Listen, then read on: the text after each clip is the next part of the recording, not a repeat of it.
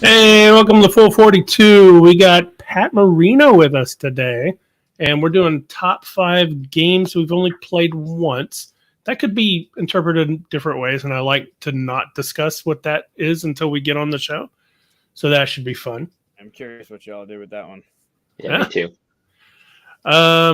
We like to BS until everybody shows up, get some numbers up and all, but say hi to us in chat. And I'll hit the wrong button and almost end the stream. I almost did it. That would have been the fastest episode ever. Jesus. Remember last week when you cut the intro off? Like halfway? Yes. Hey, Fletch. Morning. It's always morning for Fletch. Every time. I know, Alan. Don't get some grief. Attention to Chris. Chris will fuck it up next week. Don't worry. Don't expect it every time. So we now they're all starting to flood in. So we're talking about our top 5 games that we've only played once, and we'll get into that and stuff. We'll also talk about Pat here and what you do at the op, and just what else you like to do as a gamer and all that stuff. And we immediately, when we got on with you, saw your background and had to dig into how awesome that color background is. That's nuts. That's insane. Yeah, it pretty much comes up in every work call I have, because normally my desk is over there. And so when I'm sitting there for work calls, this is, behind me. And it sometimes gets 10 minutes into a meeting and someone will just go, are your games by color? And it's like, yeah, and we have this debate, right? Of if you had to create the Dewey Decimal System for how to organize board games, books, it's every book is a book. So once you get into fiction, nonfiction, then it's just by subject. But with games, it's you have mechanics and theme and age grade and audience and all these different things you start to consider. It's how do you organize? And so some people do alphabetical, or I do it, by genre or by party games here and heavy Euros there. And I was like, nah, color. It's just, I can find them fast that way. I know, box color generally for anything I'm looking for. So it works for me. The way I do it is by max play count. Don't you do play count? I do it by max play count.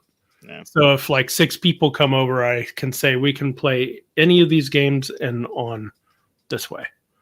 It immediately takes out all 4-player, 5-player games, stuff like that. Do you have people browse a lot, when they come over to pick a game, or do you sometimes usually in my group, it's everybody shows up with something in hand they want to play, and then we have to debate between those games? I'm the only one that ever brings games. But my group is kind of small and some family members involved and stuff like that. And sometimes we go over to their house and they have some games there, but usually I'm bringing bags of games to the thing. So it's more for me. If I ask how many people are going to be at the group and they say, 8, I'm like, all right, that's 2 tables. We could do 4 and 4. Okay, I could grab from here, kind of thing. That makes a lot of sense. Yeah. And depending on who's coming over my house, I'll usually have games. I'll bring them upstairs to the table, so no one's down here for half an hour trying to figure out what games, or do you have this game? Do you have that game? I'll just give a stack of stuff that either I can teach quick or that I know people have talked about. That way it's right there front of mind. And there's only 6 or 7 to pick from rather than, 2 rooms of stuff. Organize them by feel, party, light, medium. That's a pretty neat way to do it too. Mm-hmm.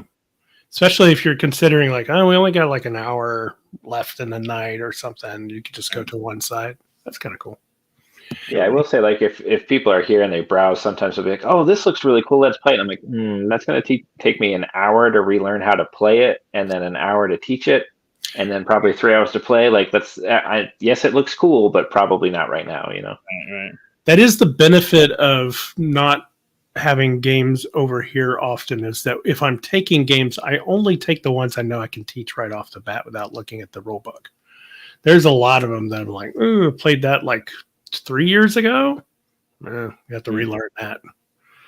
So. And sometimes it's easy enough where it's I need setup and turn order, right? And then you got your 3 phases or your 4 actions or whatever you do. But if it comes down to that easy, here's setup, here's turn order, and then that's the refresher.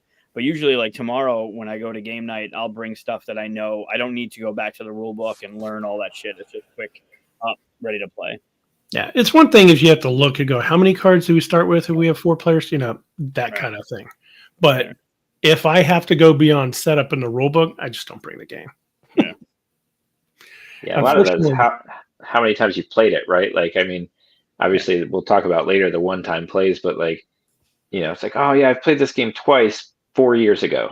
I don't remember any of it versus like, I just played this game last week. And even though it's kind of complicated, I can do this again. Right. Yeah. Yeah. And, you know, it kind of narrows your field of play as well, too, unfortunately. But, you know, sometimes, what was that? There's people that want, you know, that long 3-4, like we have, usually it's 6 to 10, right? At night, depending on the Tuesday or Thursday, but there are those that want that all day, all night, that one game they want to play, right? They want to play this game. That's what they want to focus on. And then there's, you know, the quick ones, the ones that want to play like quick 20-minute games and get as many games in as possible, maybe with a hour at max. It also depends on and Eric said it too. It is a skill to try and figure out what games to bring out for people that are coming over or to a game night or to family.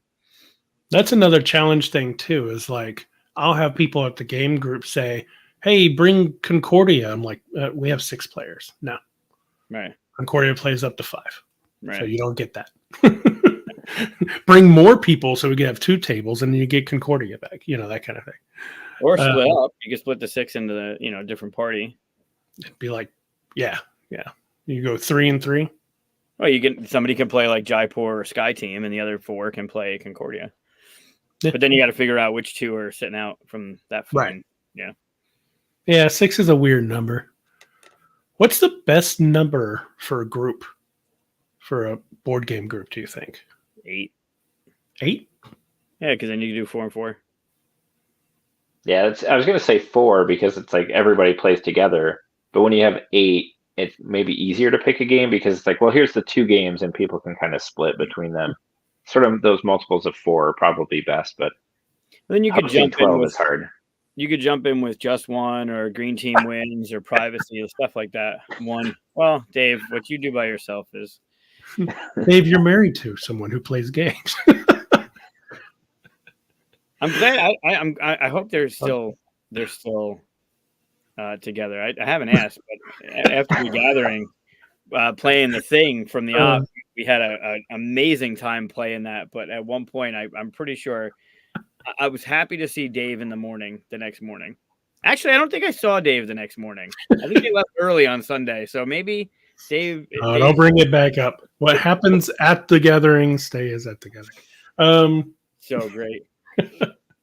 Well, let's we got a few people in. Let's go ahead and do our announcements. Yeah. Do you want to talk about next week's show real quick? Tell people who's coming. Yeah, I got that. I got Lucas painting. Awesome. Anyway, the topic, yeah. So next week we have Helena from Kids Table Board Games and Burnt Island Games coming on, and I'm extremely I love her to begin with, but I'm extremely excited because I was half like kidding when I said the topic could be our top 5 Kids Table Board Games or Burnt Island titles, and she's all about it, and I'm really curious to see because I don't know if I could do that. She had posted that this next title that's coming out is going to be their 25th in their catalog. And now we're going to do the top 5. So I'm curious how she's going to talk about her top 5 of her children, basically, right? Like, how is she going to pick the 5 best of her lineup? So as a publisher, there's a little bit of politics there too. Cause you know, designers and everybody you work with, like, and I wonder, that'll be interesting. There were no parameters, right? It's not going to be just straight KTBG or Burnt Island, and it could be production value. It could be the one that brings the most joy to people. There could be anything. And I don't know what they are yet, and it's going to be fascinating to see how that. Like, I know mine, and there's also some I haven't played, so I'm curious. Although very limited, I'm curious how she's gonna approach that one. That one's gonna be a fun one. So we have that going on next week. And then this Friday is the second if you tuned in on Friday and you saw West and I playing Life of Rotera, which is awesome, by the way. We started a new thing called Prize or Punishment. So we're going to play a game. There's this ring game. I have it here. If you've ever seen this, it's that like hook kind of thing, right? And What the is idea that? is every time you hook it, you move what should be a shot glass over to the other player.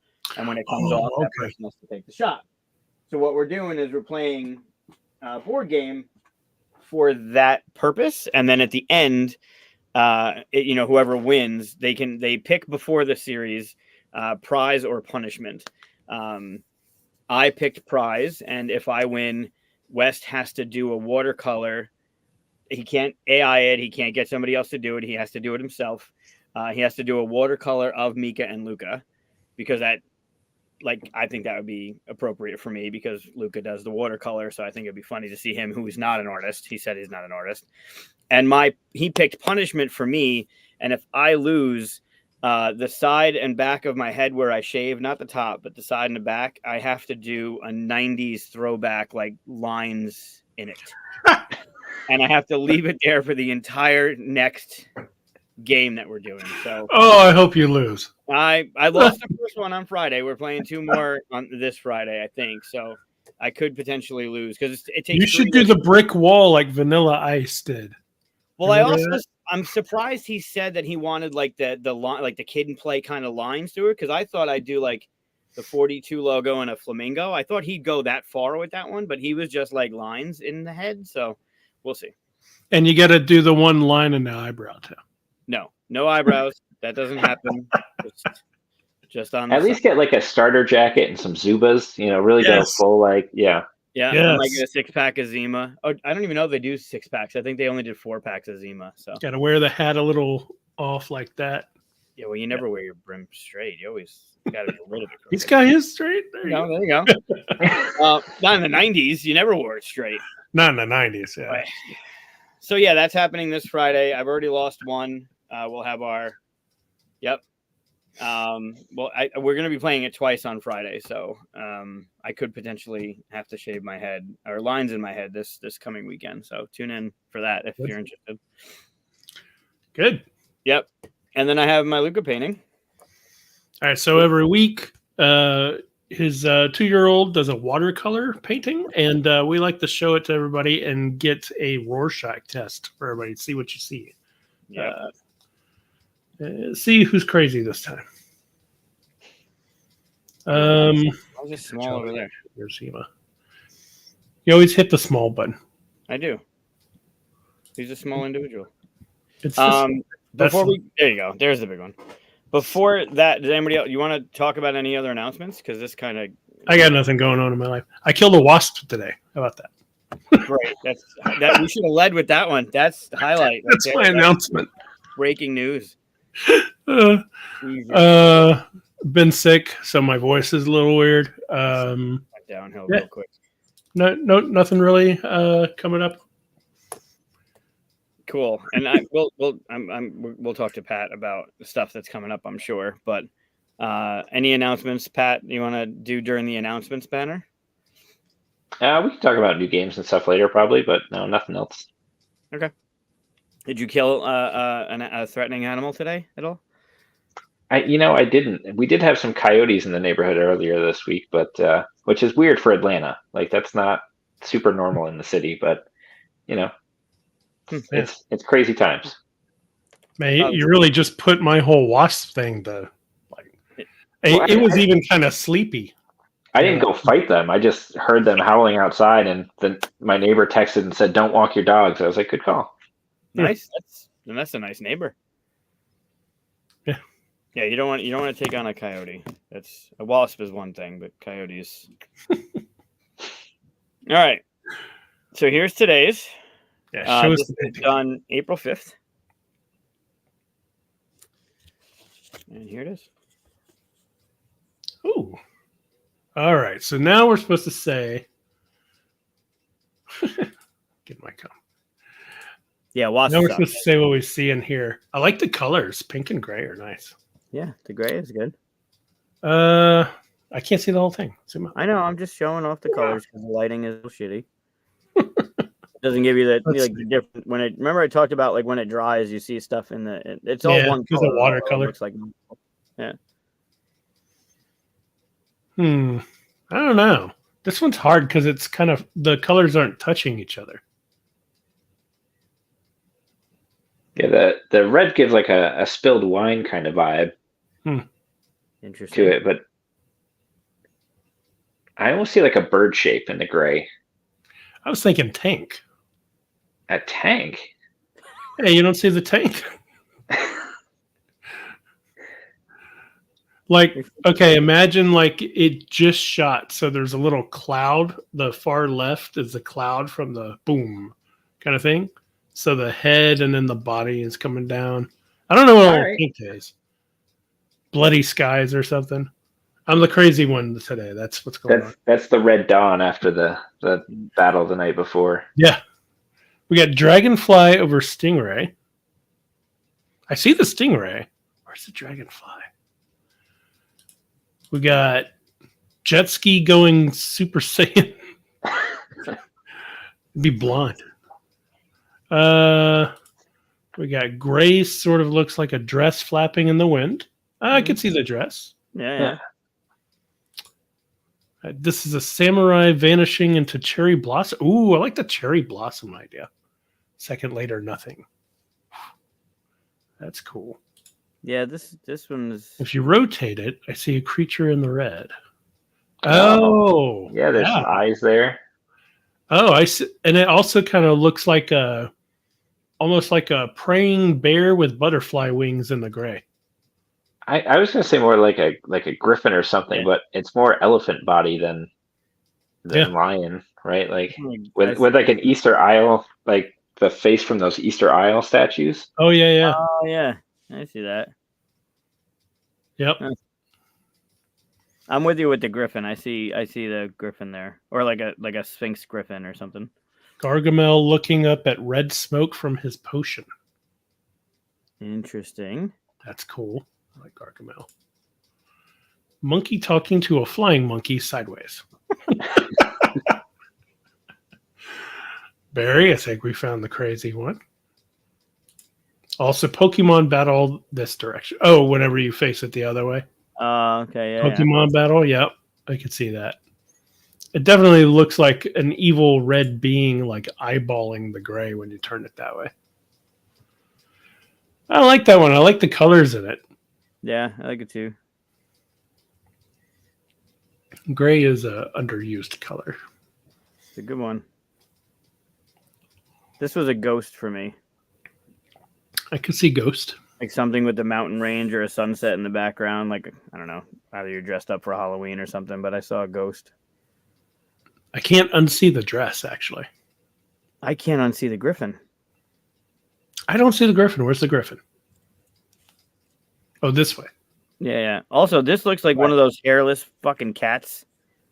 Oh, yeah. Down. It's like creepy now. Yeah. Yep. Nope, that way. So yeah, that's today's. Oh, nice. He did a bunch between yesterday and today that he went back to the one color. Like he'll do the one color and then he'll put it on the easel and go, all done. I guess we're all done with the one color. So next week we might have a one color one to look at. Now, are you going to go back in like 5 or 10 years and have him interpret his own work? It would be fascinating to see if he'd even remember these. But he's starting to, when he paints now, he's starting to name them like what he sees. So like one of the ones he did yesterday, it looks like a number 9. I mean, it doesn't, but it does. And then he did one and he called it a bird. Then it was another one he called a T-Rex. And if you look at it, like it looked like a bird.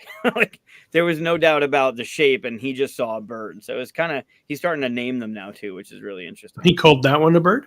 No, not this one. A different one. Did he give a name to that one? No, he didn't. I think he I don't know what he did with this one. I don't know where it came from. And I don't know why he did this little thing over here. Yeah. But yeah, some of them named. That one's seeing other colors. He also, yesterday, he did his first 8x10. Oh, now you're changing the canvas size. Bigger ones now, yeah. It doesn't look good. But It was a first shot. I'll show it, but it's not. That's funny. He's got some work to do on that. So you're like genuinely criticizing the work now. It doesn't look good yet. You're not there yet. I actually lit it on fire in front of him and threw it out. No good. Do it again. Do better. You're almost 3, damn it. That's the gentle parenting I keep hearing about, right? Yep. You should see when we practice hockey. This is called a hip check. No. Although, well, I've had a couple of proud dad moments, but we're watching the game on Sunday, the Ranger game on Sunday, and they scored, and he heard the crowd go off. So he actually like lit up and went, "Yay!" I had nothing to do with it. Like usually it's like, Luca, they scored, and he goes, "Yay, they scored." But like he heard the reaction, kind of like when a song ends, he'll hear the crowd cheer at the end of the thing, and he'll start like clapping or cheering. He heard the crowd because they were at the Garden, so he heard the crowd and he cheered. It was pretty cool. That's cool. Nice. Very, very happy. All right, so to get to know Pat here, we have a lightning round to put you through. I'm going to share my screen. One of my screens. Let's see here. So this is our lightning round. Put you over there. Definitely have the to. goal song. Yeah. Hey, Evan. So the way this is going to work, if you haven't seen this before, is you're going to answer a question that's going to take you down the yellow or red path. And as you can see, there are many different ways this can go. These are all different questions. And eventually, it's very scientific. You're going to get down to the bottom, and it's going to reveal the fictional character that you are most like. And it's been proven over and over again to be 100% successful. 100%. There's no doubting it, Pat. It always reaches the bottom, so it's successful. Exactly. Yeah.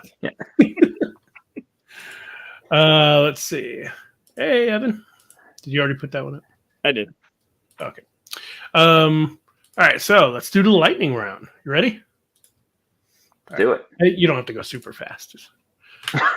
Star Wars or Marvel?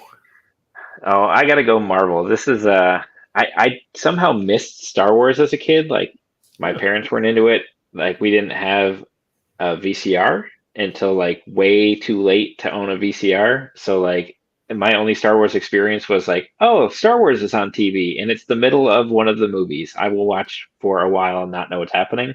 So I missed that whole like early like childhood memory. Star Wars is cool, but because the Marvel thing happened more in adulthood with the MCU, I'm much more in that camp. All right, yeah. I can't ever fault anybody for either one of these. So, I try to make them hard.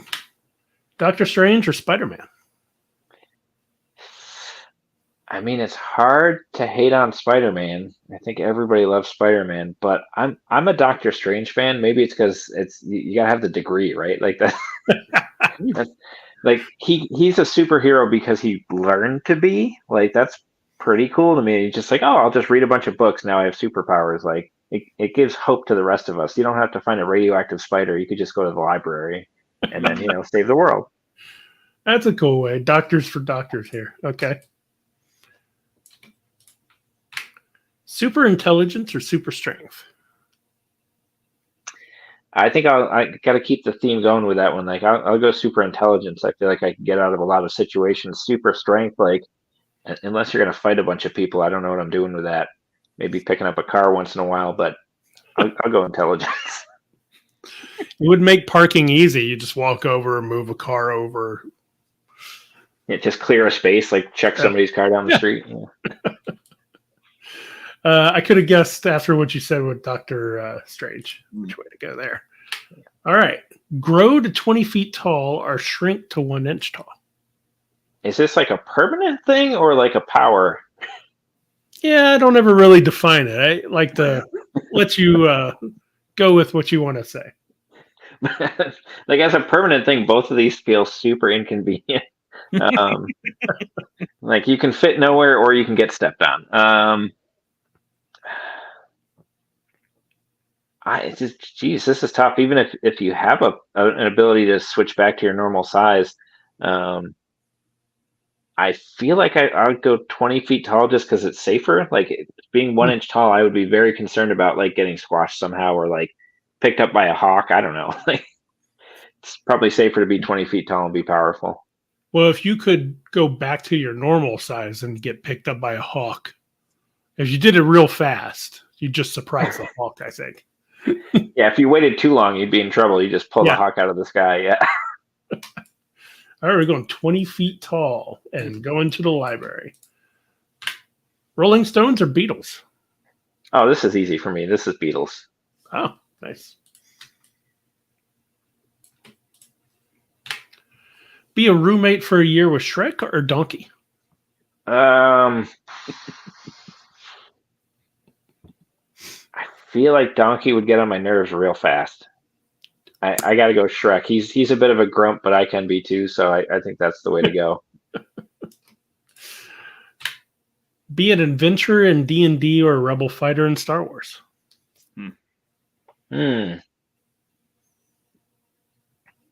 This is actually tough because even though I'm not a huge Star Wars person, like I like sci-fi and space adventure. So like I'm a big Dune fan. So it's sort of like you get to go to space and travel to different planets would be cool. But D&D could have magic, which would be pretty cool to be able to cast some spells and do some things. But you'd be essentially in medieval times, which are not super convenient. Like there's no air conditioning in D&D. Learn a wind spell. Yeah, right. Like a little breeze, cool off, mixed with an ice spell, you'd be fine. I'm actually going to go Rebel Fighter in Star Wars. I just think having spacecraft and stuff would be pretty sweet. Nice. All right, going down to red. Only drink water or never eat at a restaurant?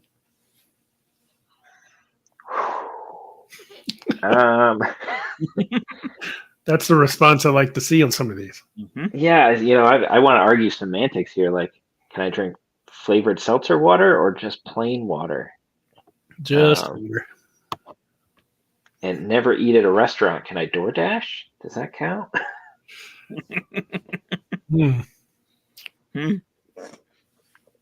I think with this one, as hard as this would be, I would go with only drink water because cooking sometimes at the end of a long week is like the last thing I want to do. And if I couldn't like just go out and get tacos or something, I'd be real sad. So, or just really hungry all the time. So I'm going to go only drink water.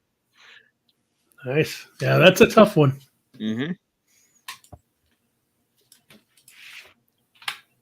Make a loud beep when you yawn or sneeze confetti?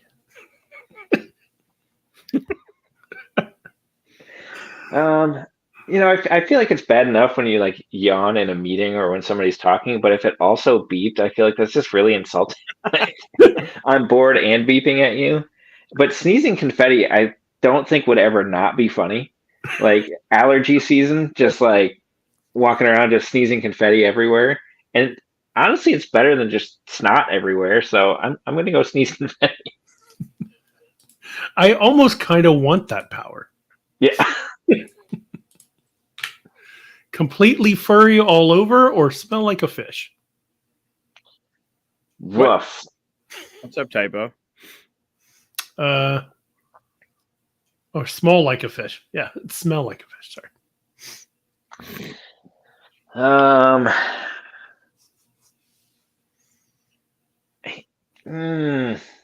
I mean, I feel like smelling like a fish would be off-putting to almost everyone. And my wife hates seafood and the smell of fish. So I would have to go with furry all over, which I don't think would be great either, but it's probably the lesser of two evils there. It is determining which one you're going to at this point. Yeah, I'm going to commit. I'm going to go yellow. All right. Wait, I have a clarifying question on the furry all over. Is it like Santa Claus with Tim Allen, where like he tries to shave the beard and immediately grows back? Like, could you not just shave it? Yeah, it's like a Wookiee full. So sure you could, but it's just going to come right back pretty soon. I mean, and it's a lot of trouble, right? Okay. Yeah, once a week even. And then full body stubble sounds awful. Oh, Sounds very uncomfortable. Yeah. all right. So you've chosen. Let me make sure I went down the right path because we don't want to mess it up. You've chosen this one right here. I don't remember what's behind here. So let's find out. You are most like Wolverine. Green. I'll take it. Yeah, it's not a bad one to take. Yeah. He's drinking his water right there. Yeah, wow, that's clearly what's in that bottle, knowing him, right? Potato Yeah. boy. Yeah. That's probably water. I'll take the invulnerability. That sounds pretty great. That would be a nice one. So this is your path. Yeah, you went all the way back to the left too. Wow. Yeah. Take a good Plinko round right there. Yep. That's a good one. That was good. Nice. Thanks for playing. Lightning Round. round. It wasn't stressful at all. A short Canadian mutant. Yep. Yeah. If that doesn't describe Pat, I don't know. Yeah. Canadian. Yeah, there you go. 1 out of 3. Whatever. That's funny. You know, you can get those little confetti poppers, and then every time you sneeze, just pop one. Then I do some sleight of hand magic training just so I can really sell it. Yeah. I'm sure you could do it. A couple hundred practice tries, you probably get it down. It's a good use of my time. Mm-hmm. I mean, what else are you doing, really? Jeez. That's a good question. What are you doing? So let's look at that. I thought that was a good segue. That might be the best segue ever that we've ever done. Probably. That's a really low bar. It is. It's only been 163 episodes. Yeah, no, only. We're starting to get our stuff. 3.5 years, we finally got our routine. So, Pat, you are head development at OP for hobby games, right?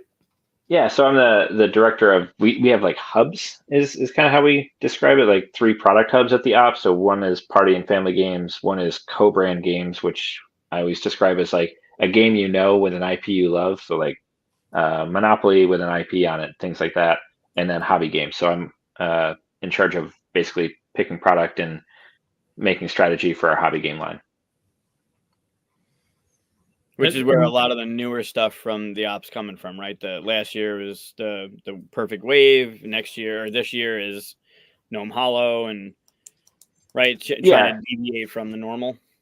Yeah, so traditionally we've been known for IP-based games, things like Harry Potter Hogwarts Battle and Disney Sorcerer's Arena, the whole Rising series, Star Wars Dark Side Rising, Fire Nation Rising. There's Plankton Rising. So we did a lot of IP stuff. But really lately we've been growing much more into the gateway gamer space with non-IP based games, trying to make games that are super approachable, easy to get to the table, but with a lot of interesting decisions to make so that you want to keep replaying them. So yeah, as you said, last year we had Perfect Wave. We imported the Art Project from Lumberjacks in France. We did Express Route, which was a cooperative pickup and deliver game that I designed. And then earlier this year we put out Aqua, which is just over my shoulder. In the back there. And that's a collaboration with Sidekick Games, which is also the team that designed Heat Pedal to the Metal. So they've got their own studio now, and Aqua is really their first big release. And then we're going to continue working with them in the future. And then, of course, coming up at Gen Con, we've got Stock Exchange, which I've got the pre-production sample here. This is a market manipulation flower market game from Chris Chan, who did The Night Cage, which is really, really easy. Like there's basically 2 things you can do on your turn. It's super fast to teach, but there's a lot of like getting in your opponent's heads and trying to manipulate the market in your favor without giving away exactly what you're doing. And then Gnome Hollow is the one that people are super psyched about, which is Ammon Anderson. This is all original watercolor work that he did, as well as the game design to put this one together. And that's you can see the gnomes in the garden there. You're playing hex tiles out to form mushrooms rings. When you complete the rings, you get to collect the mushrooms up.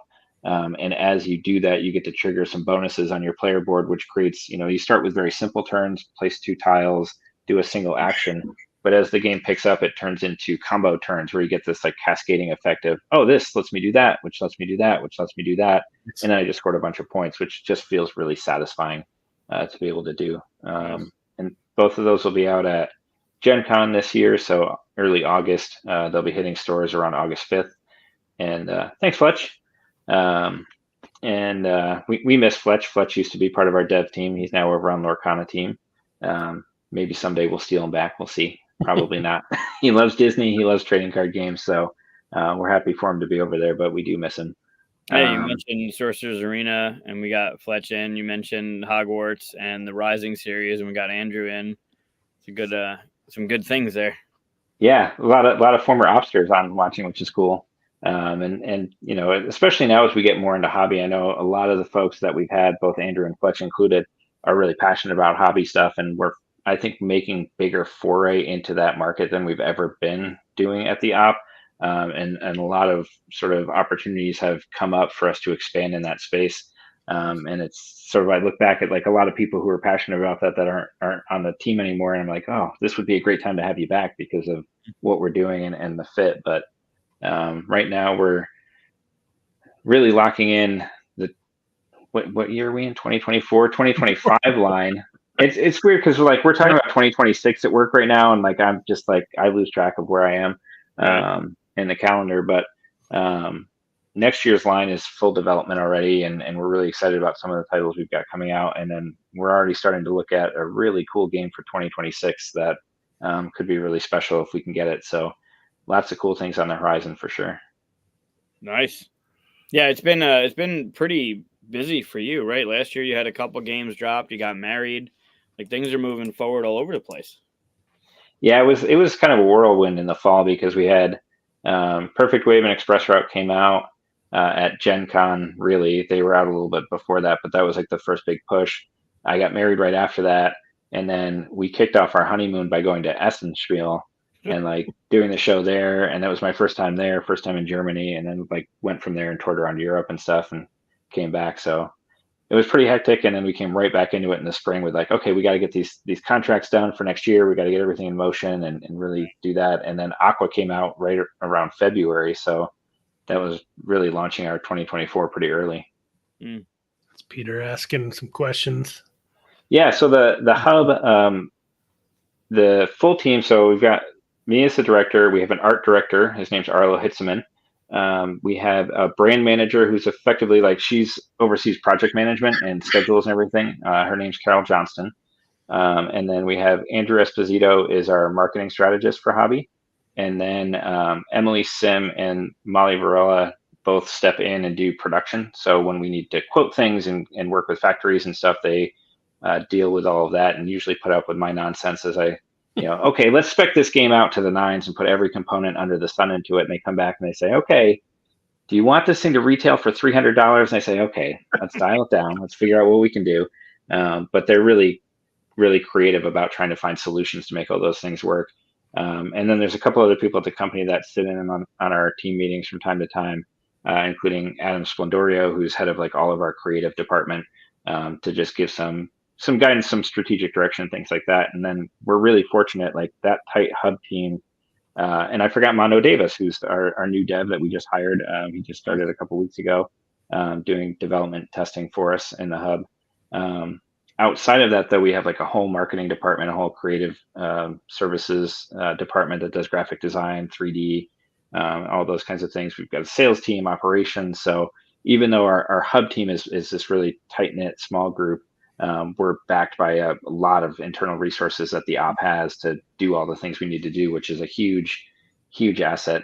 For my position, it's like at some point, certain games, I'm like, okay, this is off to the production team, and they'll deal with the factories and the shipping and the logistics and the warehousing and getting it where it needs to be. And then sales and marketing will take over and make sure everything happens to celebrate those games and get them out where they need to be. That's nice. You guys don't go crowdfunding, right? We did one campaign. Actually, the first game I did at the op, which was Court of the Dead Mourner's Call, we did on Kickstarter.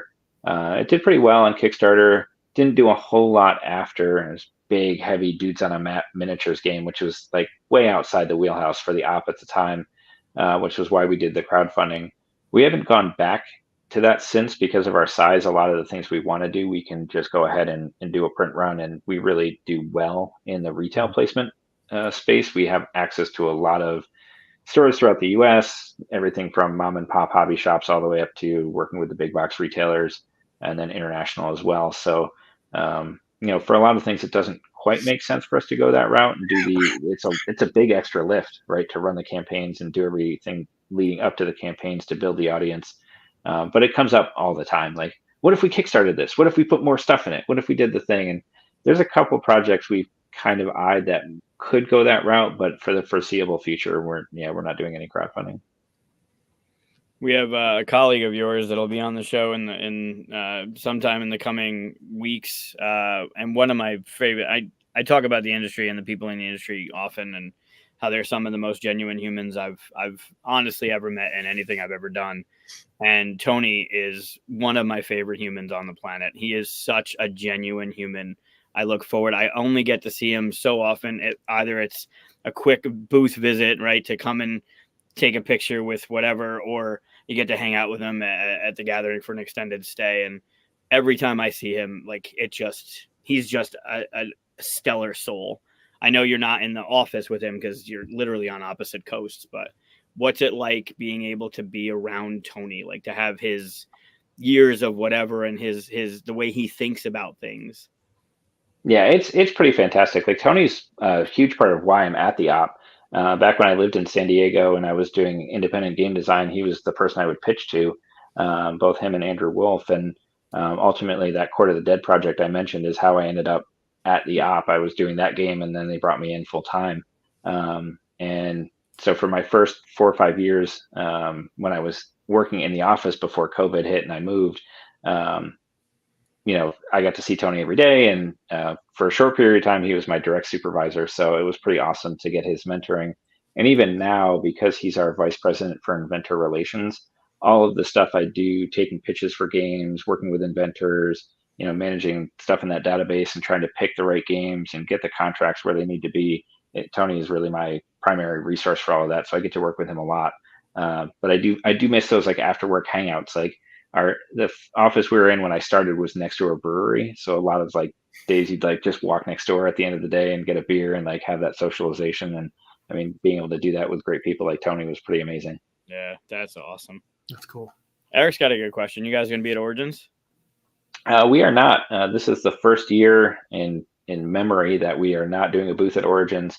A couple of our team members are talking about going and hanging out and doing some things, but our show load for a year is insane when you look at the full schedule of consumer shows, sales shows, everything from like industry stuff like Toy Fair and ShyTag and things like that to Astra Alliance distribution shows, Essen.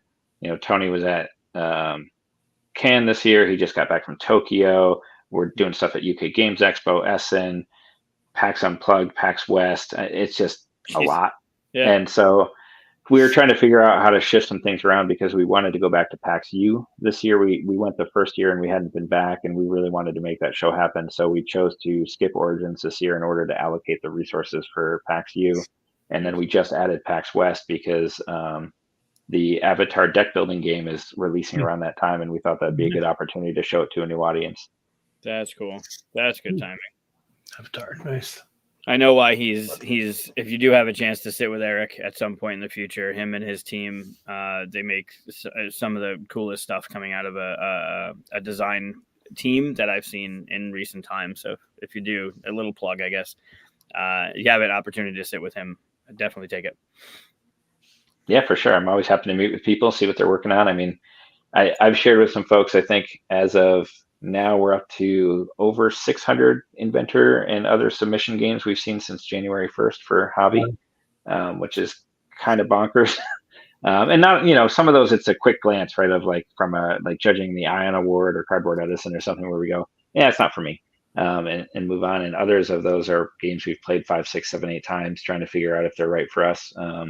But my feeling in a lot of this I got from Tony is you never know where the next great game is going to come from. And I will take just about any meeting to try to find it, because sometimes those surprises come out of nowhere. Like Gnome Hollow Eamon had one small game he did on Kickstarter before that, and then this was really his second game, and it's blowing up and doing really well. So, Yep. yeah. Yeah, I remember that being super. The buzz about that at Gamma last year was like, I think it was it Corey Thompson? I think I saw him and immediately he was like, "You got to see this game," and he brought me over to where it was. Every day at Gamma was I heard chirping about Gnome Hollow. And it lasted, like it kept going through. So kudos to getting that one. Well, a lot of those kudos go to Tony, because Tony really was the first person from the app that Ammon met and interacted with, and Tony, being Tony, was like, "Hey, let me, like, if you want me to just remove the app from even having consideration on this game, just to give you guidance and talk you through all these things, like different offers being thrown at him." He's like, Tony was like, "I'm happy to just mentor you and coach you and do the thing." And because of that relationship, ultimately we were able to build that connection with Ammon and bring the game to the app, which was really special for us. So, yeah. That's a hell of a thing you got. So you said you give a lot of the, like with 600 submissions, how much is a cursory glance? Like you're just reading a description basically? Yeah, I mean, it ranges from like with Cardboard Edison, right, and judging that award for unpublished games, which this was my first year doing it. You're assigned a certain number that you have to score and rate and do a form and watch the video, read the rule book, and really kind of get in depth. So like 60 some of the games I did that for, but there's over 200 and some submissions. I think it might have been over 300 this year, but in the database, and you can look at all of them. So, at some point I just sat down and went one after the next. And in some cases, like you press play on the video and I might get a little bit in and go, "That's a party game. That's not my hub." On to the next one. Or, "Oh, this is a junior game. It's good for kids like, 6 years old." Also not a thing we do really at the op. So like I move on from that pretty quick. It can be anything from like that, or a snippet of a sell sheet. That we actually have a filter for Fletch. It goes in the Fletch file, and then we'll get to it. Yeah. So some things are like that, and then others where it's like, if there's a hook or something about the game and it feels like it's the right, like it's gateway level, it's the complexity we want, the playtime we want, the player count we want, the theme feels really approachable and exciting, that's when I'll really dive into the rules and start picking it apart and seeing like, is this already what we want it to be and really polished and we can work with it, or is there something here that we can elevate to that point?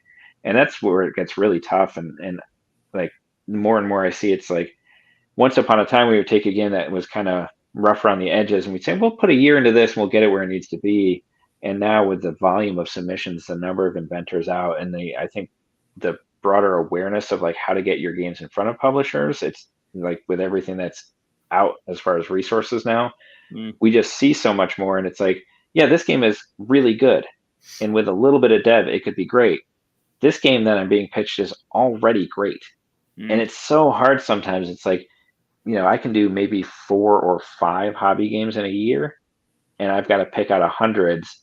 And the number of like really great games that I've had to say, I just don't have a spot for this. But the nice thing is like, it's actually fun to go to Gen Con and be like, "Oh, good, they signed it. Oh, good, that one got published. Oh, good, that's somewhere." Like I could go buy it, get my own copy, even though I couldn't be the one to bring it to market. It's still out there, it exists, and people can enjoy it. Yeah. Yeah, that's cool. You mentioned video. Are a lot of the pitches you're given now based off of video? More and more, yeah. Especially like a lot of the international publishers do like video reels and stuff. Like BlackRock represents a bunch of French publishers. They'll do like this really polished video reel of what games they have. The contests like Ion Award and Cardboard Edison have video as part of their submittal process. And I think those things have pushed more people to make the videos. It used to be everything was a sell sheet, like 1 8.5 by 11, basically the back of your box, tell me about your game. And those are fine. Like it's good as like a calling card for me to bring back from a convention or something to remember a game. But what's nice about video is like I'm remote from the op, so I work in Atlanta, companies in San Diego. Arlo, who's our art director, is in Virginia. We've got our marketing guy Andrew is in Arizona. So a sell sheet's like kind of like I can hold it up to the camera, I can scan it and send it to them. But if I have a video, I can send it out to the whole team and be like, "Hey, everybody, watch this video. Give me your thoughts. Is this something you want to play? Is this something we think is interesting? We can discuss it a lot faster." And it's, I think, easier for people to get it. Like having somebody show you a game and say, "Okay, the game works like this," and you can see the pieces move, versus one static image and a block of text where you're like, okay, I think I understand it, but maybe I don't. Yeah, so more and more video I think is happening, and it's for me it's been a really good thing. That's cool. Yeah. All right. Do we want to go into, unless anybody else has more questions, do we want to go into our top 5 that we're going to do? Top 5 games we've only played once. So when I saw this, I had my own thoughts as to what that meant. But what does how did you guys go into this? Yeah, I went back and forth on it a little bit because what I didn't want to do is like that game you played once and hated. You know, it's like Right. because to me that's not top 5. That's just like that's a game you played and it wasn't for you for whatever reason. Not even it was a bad game. It just wasn't your style type of thing. I tried to think about like variety because there's games like I've only played this once for what reason, right? Like, is it because I can't get it back to the table? Why can't I get back to the table? And I ended up picking 5 games I've only played once that I own. Mhm. That I like. So I didn't even do the like one of the ones that came to mind for me was Hickory Dickory. I only played that once. I really, really liked it. I don't own it. My brother does, and I played it at his house. He lives in New York, so like I've only played it once because I just don't have a way to play it again. So I took things like that off the list. It's like these are games I've only played once. I really like, and they've been sitting on the shelf where I can reach them, and I still haven't played them. So there's like some of it as I go through them, I'll probably get a little bit more into why I've only played them once, despite enjoying them that one time. The Mike? Interesting. I immediately started going to the once because I hated it, and then I did the same thing. I'm like, well, I'm not going to talk about games that I hate. I shit on a couple of them enough as it is. But I didn't look at it from the perspective of ones like specifically that I own. But funny thing, my oldest one on my list is from 2018. And there were more when I was going through it that I had just recently played. That's like, I want to play while it's fresh. I want to play because I had a really good experience with it. I want to play because I want to explore this mechanism that was in it, like something like that, something that grabbed me from the game. Not necessarily there's a reason why I haven't played it, but there's a reason why I need to play it again. Like I've only played it once, but I want to revisit it for X reason or Y reason. Yeah. I think I have a different reason per game, but none of them are a game that I don't want to play again. So I took it the same way. Like at first it sounds negative, but then I'm like, wait, it's still the top 5. Like, so it's almost like I want to play again, and I've only played once, and there's a reason why I've only played once. Hey, Mike. We'll get to it. So yeah, awesome. Well, let's dive into our top 5. Who wants to go first? Let's dive in. I'm Pat. Why don't you go? All right. So we're going 5-1, right? Yep. All right. Oh, yeah. What order did you do them in? So I roughly went from like I guess in order of like number 5 is the one I'm like I really want to replay all of these, but it's like I guess the least likely to be replayed to the one I'm like most eager to get back to the table. If that makes sense. Okay. That's how I'm looking at it too. And what random ass thing did you do, Mike? I don't. Mine are as I normally do. I start thinking of games. I look around what I have. I think about what we just played at the gathering. I think about what I played in Niagara in the beginning of the year and games that stuck out because of a reason. And then depending on what you guys do, I will pivot to something that either connects to it somehow or has some sort of mechanism where it's done by the same designer, something fun like that. I try and connect mine to yours, so there's a little bit of synergy going on. So you really got like a top 20 in the hopper you can just pull from. I may or may not have 11 on my list. Fair enough. But it's also, if somebody takes one, then I have something to go to, right? So each of that's what happens. I will be shocked if there's any overlap. I'm really curious to see. But yeah, that'd be weird if there was. Yeah. Yeah, I think if there's any list that wouldn't have it, it would be this. Yeah. There could be, but all of mine are pretty heavy games except for one. So, generally that's not a thing. So, nope. All right. So, Pat, what you got? All right, so my number 5 is Freshwater Fly. And this is a game, I don't know if either of you have ever played it. It's a fly fishing game, as the name obviously indicates. And you've got this kind of thing going on the back, where you've got a river of fish, and there's current that you're kind of dealing with as the fish move along the current. And then you have a player board, which I don't know if I can get that close enough to the camera, that's got like a fishing reel kind of rondelle thing going on for your action selection. So it's a pretty thematic game for fly fishing. I played this during the pandemic because it has a solo mode, and I thought, all right, it's weird, it's different. I've never seen a fly fishing game. I'll give it a go. And it was like the most zen experience I've had gaming. Like the hour or whatever went by, and I was just like in it and doing the little puzzle and trying to catch the fish. And when you play solo, there's like it's called like the Phantom Angler or something that you're competing against. And it's like there's a series of elevated challenges. You can go on this like a adventure where you like travel around and you try to outfish this phantom character. But I just like got really in the zone playing it, and it was like this great moment of like, wow, that was just like the exact thing I needed it in that time frame. And I kept thinking like I want to have that experience again. But the problem with it is like I want to play multiplayer so I can share this with other people and see like what it's like. And then anytime I'm like, okay, so I got this fly fishing game. Who's in? People were like, nah, like let's play anything but that. But like the art's gorgeous on it. Like it's got great table presence and good components. I think it's a really solid game. It's just you got to get people kind of over the idea of like fly fishing, really. And I think that's the only reason it hasn't happened again. But maybe I'll just give in and play it solo again just so I can play it. Maybe you should show them the back of the box, because when you said fly fishing, I laughed, of course. But when I see all this stuff, like, is this a rondelle that is supposed to be the reel? That's awesome. That's a great idea. Yeah, I would totally play this. I agree, Corey. And yes, it's a good puzzle. Like if you like puzzle games, there's a lot of like planning of like if I do this and then that and then that, like this will work out and I'll finally catch the fish I want. Yeah. Yeah, this looks amazing. I'd play this. From what I remember, this game was hard to find for a while, and Bruns just had an auction for games because he's downsizing, and I picked this up because I had heard good things about it.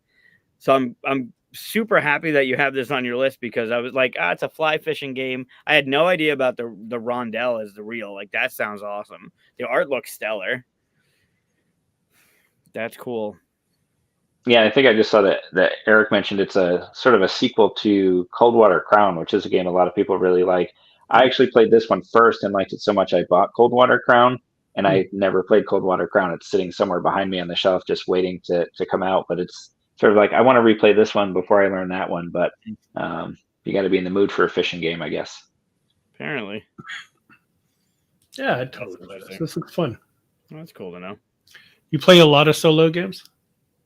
I didn't play any before the pandemic, but then it just got to the point my shelf of shame was like out of control, and I was like, I gotta just bite the bullet and play solo. And it went from being like, oh yeah, I'll play just about anything solo just to see what it's about, and then I've gotten really picky with it. Where like, as soon as I read in the rules, like, oh, beat your own best score, I'm like, but the first time I play it, what's my best score? Like, what am I trying to do here? I really like the ones where you have some kind of AI that like, even if it crushes you the first time you play, I think you learn to play the game better the next time. And then the closer it is to the multiplayer game, the better, because then I'm like, oh, now I know how this works. I can teach other people to play it. As long as the setup for the AI isn't so off the wall bonkers from like the regular setup of the game. Yeah, that can be an issue. It's like, you end up with like 6 extra decks of cards and things you have to do to make it work. I kind of had that experience with Weather Machine, the Lacerda game. Like when I played that solo, I was trying to learn. It's a big, complicated game, and then you had to learn like this whole separate set of mechanisms to make the AI work right. And I think like inadvertently I cheated and then cheated on behalf of the AI because I was doing things wrong. And I was like, oh, I got to redo this and try again. Nice, well done. Yeah, it's nice. Yeah, I'd totally play that. I need that. Are we going to me or are we going up to you, Mike? No, we can go around.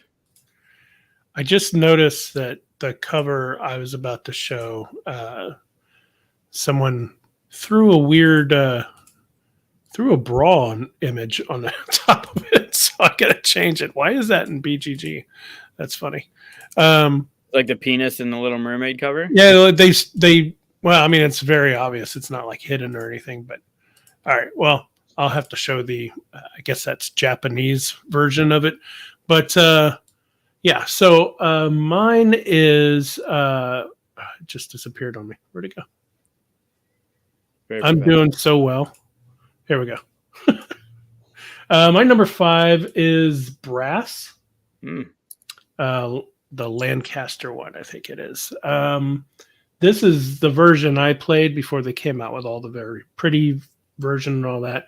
And the reason why I've only played it once is because, and I've told the story before, this was the worst taught to me ever game at a convention.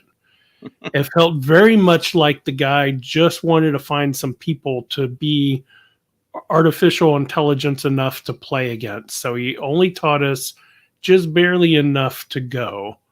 And then didn't tell us about, he would be like, oh, by the way, you can do this, boom, boom, boom, boom, and destroy us kind of thing. We were like, you never told us that. It was just like the worst teach ever in a very selfish way that made me hate this game with like a burning passion for several years. And then, you know, after you get over that kind of experience, you're like, okay, that's not fair to the game. And then the Big Pretty one came out. And I was like, I got to give it another try. I still have not mustered up. That's what it was, that broad. Did you see that? I've not. Pink. What? It matches this? Oh what? God. It matches this. There you go. That's what I saw. Like, I don't know why. Because instead of brass, it's bras. Yeah. So, that's so clever. Someone put time into that. That was the thing they did. And they stuck it into BGG and it made it past the mods, I guess. If Scott's watching, go get that. Yeah, come on. But anyway, the bunch of people playing. The game has, you know, the whole new look and feel to it, and it makes me want to go back. Yeah, I mean, this new look to it makes me want to go back and try it, but learn it from scratch and forget that incredibly bad learning experience. I feel like we should make a point to play this because I've only played it once as well. I did play the new fancy version, and it was taught well from a like how the game worked perspective, because we played at the office, so it was like, yeah, okay, I get it, I know how the game works, but there wasn't a strategy teach to it because like we were pretty much all new to the game. In my first turn, like I did the worst possible thing you could do. Like I basically put myself in a corner where I could not build and spent like 5 or 6 turns just digging out of that hole. And I was like, oh, I think I want to like this game, but because of a really bad first turn decision, I don't like this game. And I'd really like to try it again, but like get some strategy tips first so I can go in and kind of have a better view of it. Yeah, Fletch was there for that. Probably laughing at me and my poor choices. It is one of those, if you do something wrong, you get punished quite harshly for it.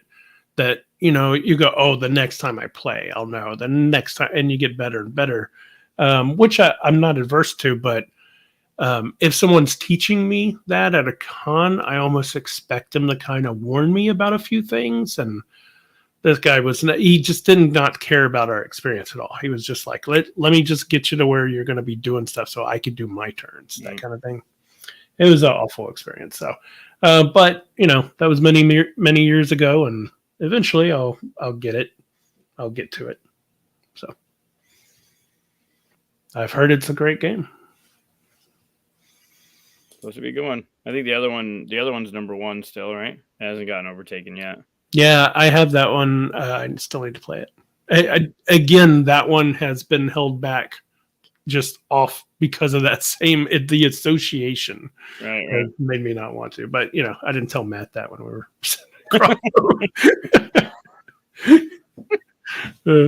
That's funny. I'll play it.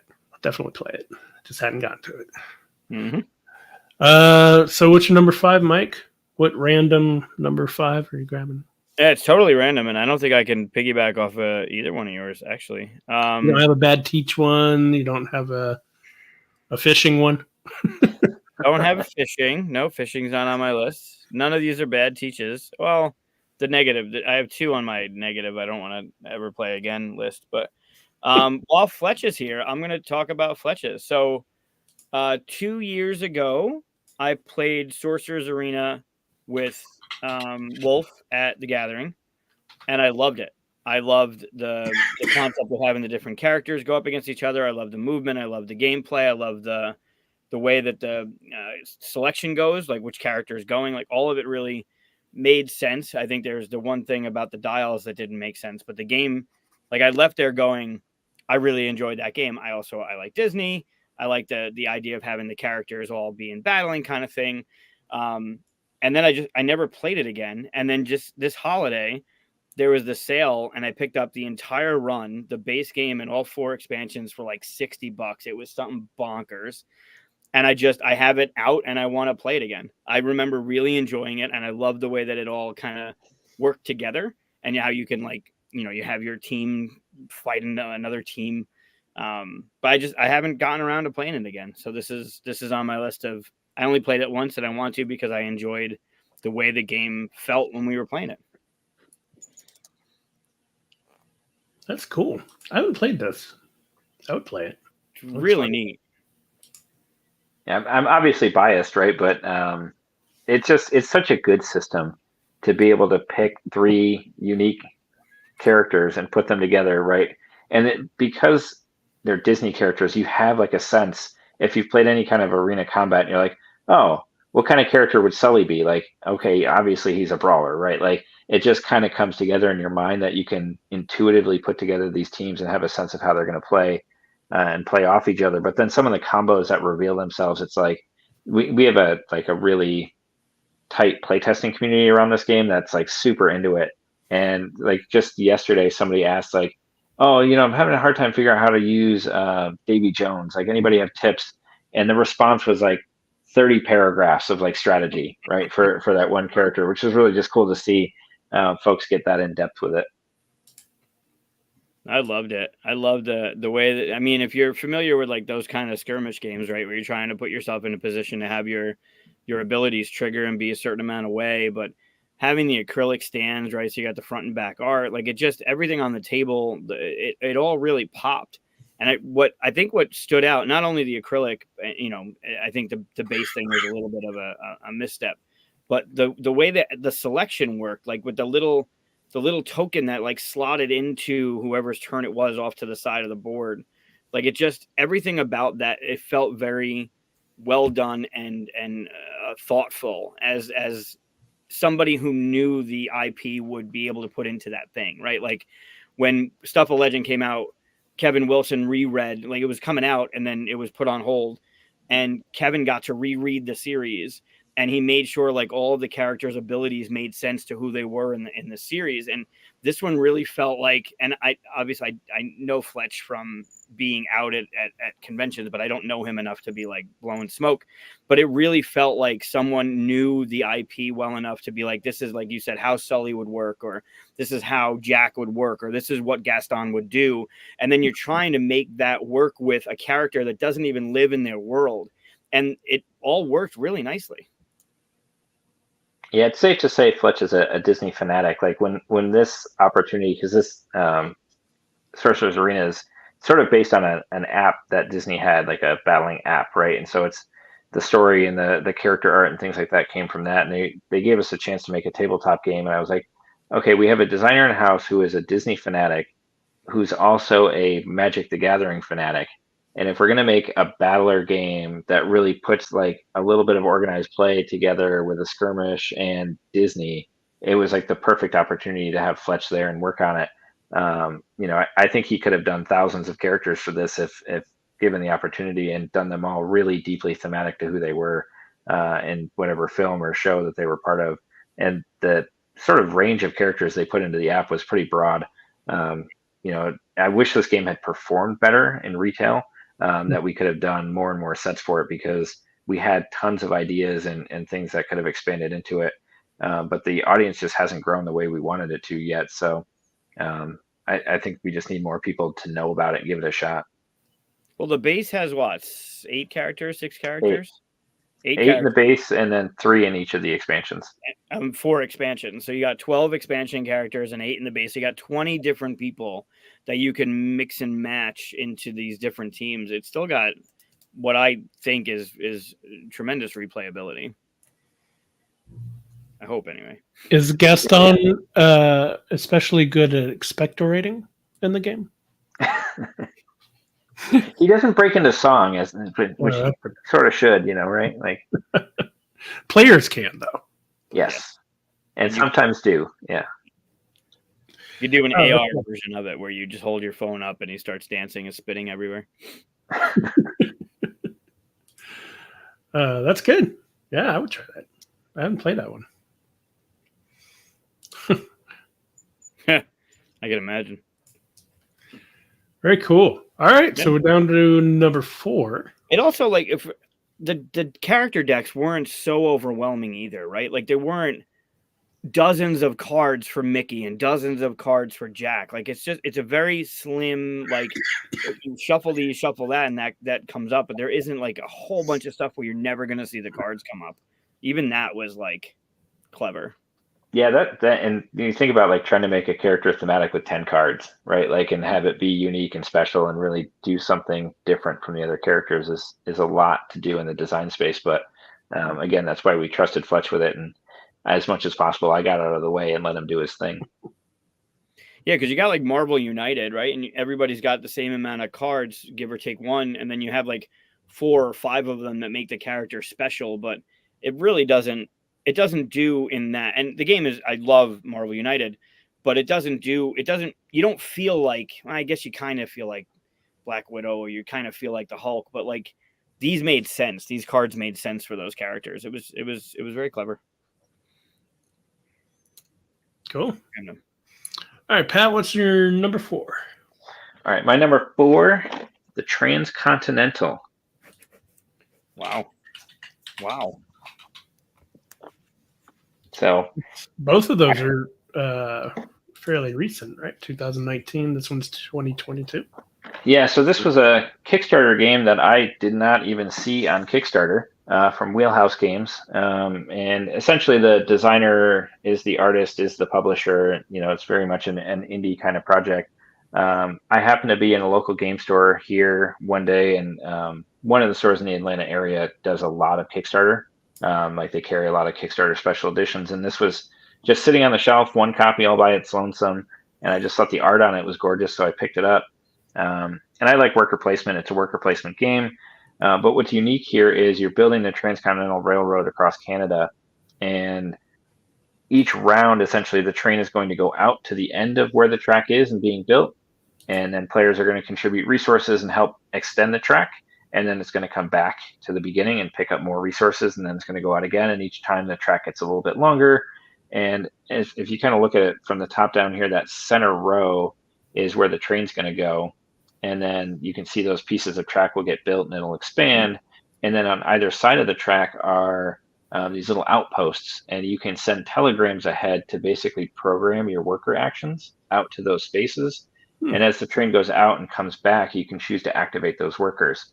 So you've got this really interesting action thing of like, oh, okay, if I do it right, by the time the train gets there, I should be able to do the thing because I'll have the resources because of this other thing that's going to happen. And it's got a ton of tension, which is one of the reasons I love worker placement. Is like, okay, really need that space to happen this turn. But in order to be able to do that, I also need the other space. So I got to look at what my opponent's trying to get and make sure they're not going to block me on either of those things. If I'm pretty confident they're not going to block one space, and I'll grab the other one first, that kind of planning to it. And it's just a very pretty game on the table. The only reason I've only played this once was I had a hard time with the rule book. It's, I think, one of those things that sometimes happens with an indie publisher and sort of a studio of one is, might have taken another set of eyes or another review of it to make it a little bit clearer. It's a pretty text heavy, dense rule book. And I actually brought this with me to the gathering last year and didn't get it to the table. So when I went to my brother's house afterwards, I was sitting there on this couch trying to get through the rule book, couldn't get through it. Finally, he was like, I'll give it a shot. And he was able to get through the book and teach it. And we played it. And we both really liked it. And I was like, yes, I definitely want to play this again. And then a year went by and I haven't played it again. And now I just know, like, all right, that rule book's just waiting for me to crack it open and relearn it because I don't remember enough of it to be able to just dive back in. But just the overall vibe of those fall colors and everything on this board just makes me want to jump in and play again. I'm not sure if you're aware how much this game has impacted you, but if you were to take that and turn it upside down, it very much looks like your board game shelf behind you. There's 100% it. Like, That's funny. like that board, I got to make my wall look as much like that board as I can. That's funny. This is turning into the list of games I need to get and try.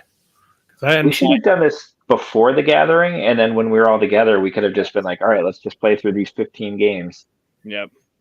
Oh, we'll do that before next year. Well, yeah, now we have this as a record for next year.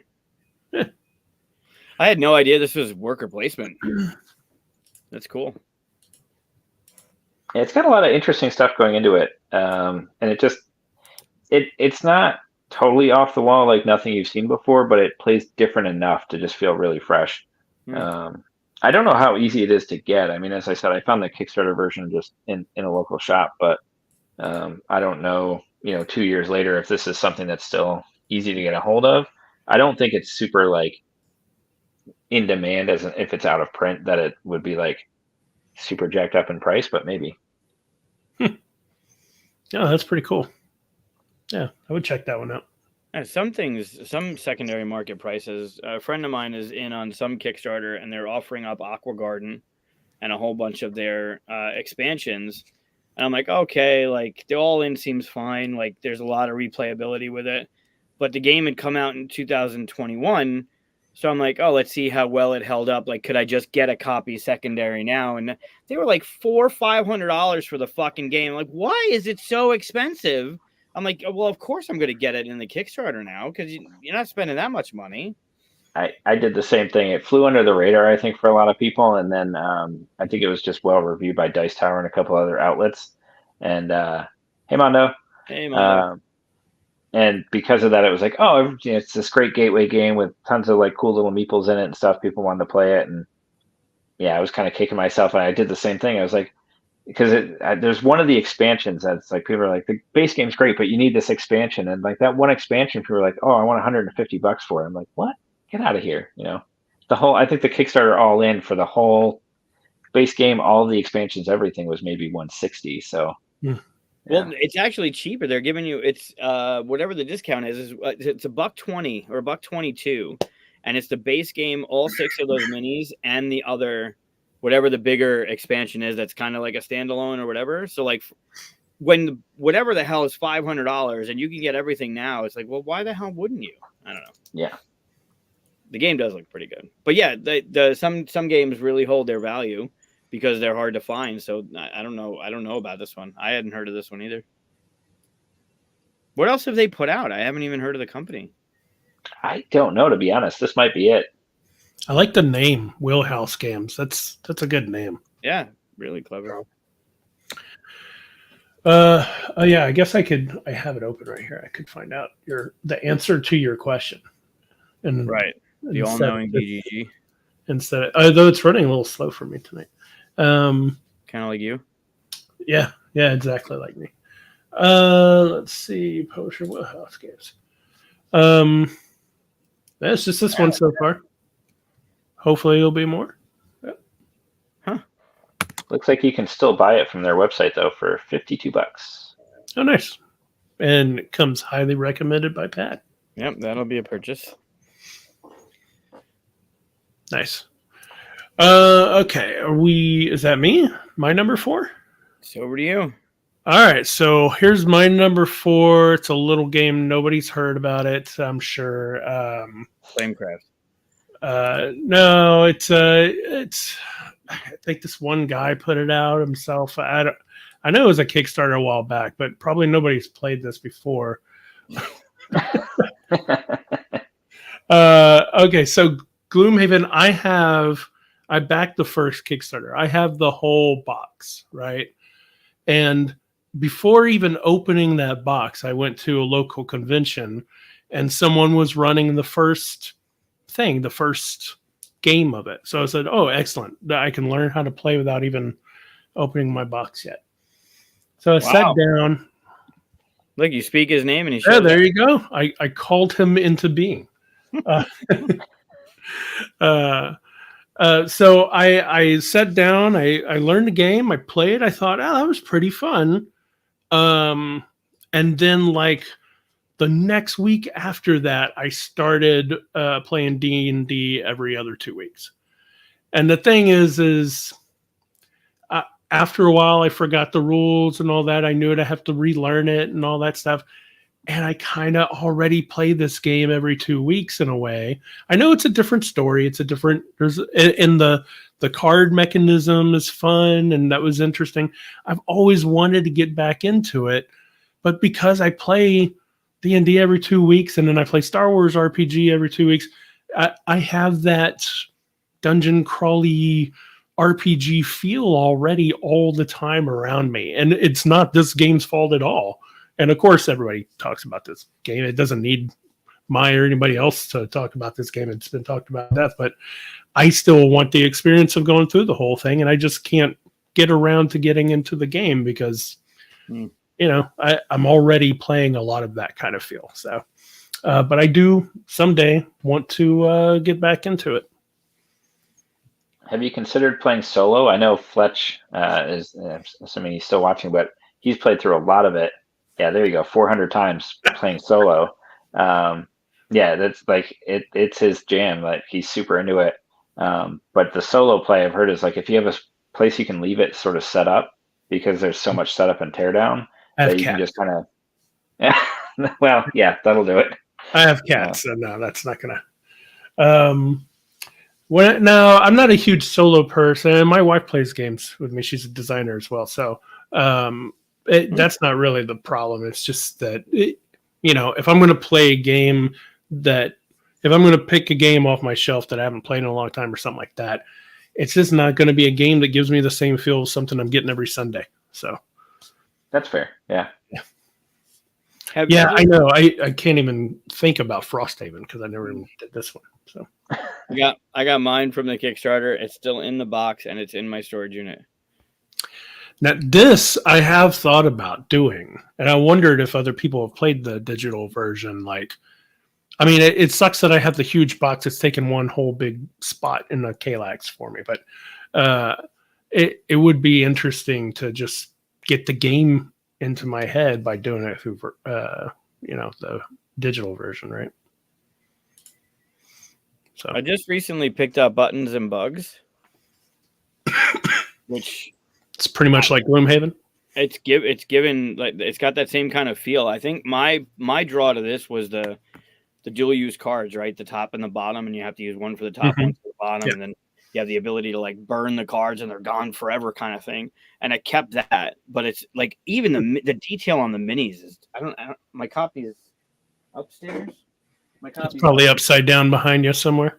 No. Only yours gets the special treatment of being upside down because this is the right way to go. But you made fun of me, so I gave it an ass, and I put your other one upside down. Thanks for bringing that up. It's been a while, actually. But yeah, Buttons and Bugs seems to do the same kind of like it scratches that same kind of itch with not as much chaos going on. I don't know if either of you have played it yet. I'm just getting into it, so I don't know anything about it yet. That's pretty cool.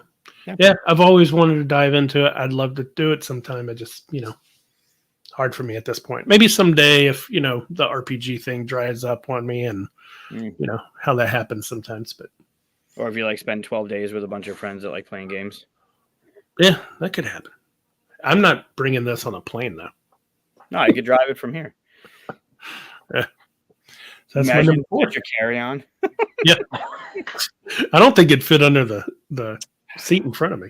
I think it would. I'm looking at the box here. I think it would. It's not that tall. I think it'd fit. Mm-hmm. That'd be hysterical. You should try it. I'm sure someone has, right? Like if you posted on BGG and asked that in the forum, somebody would know. Yeah. That should be a picture on BGG. It's just shoved underneath the seat on a plane.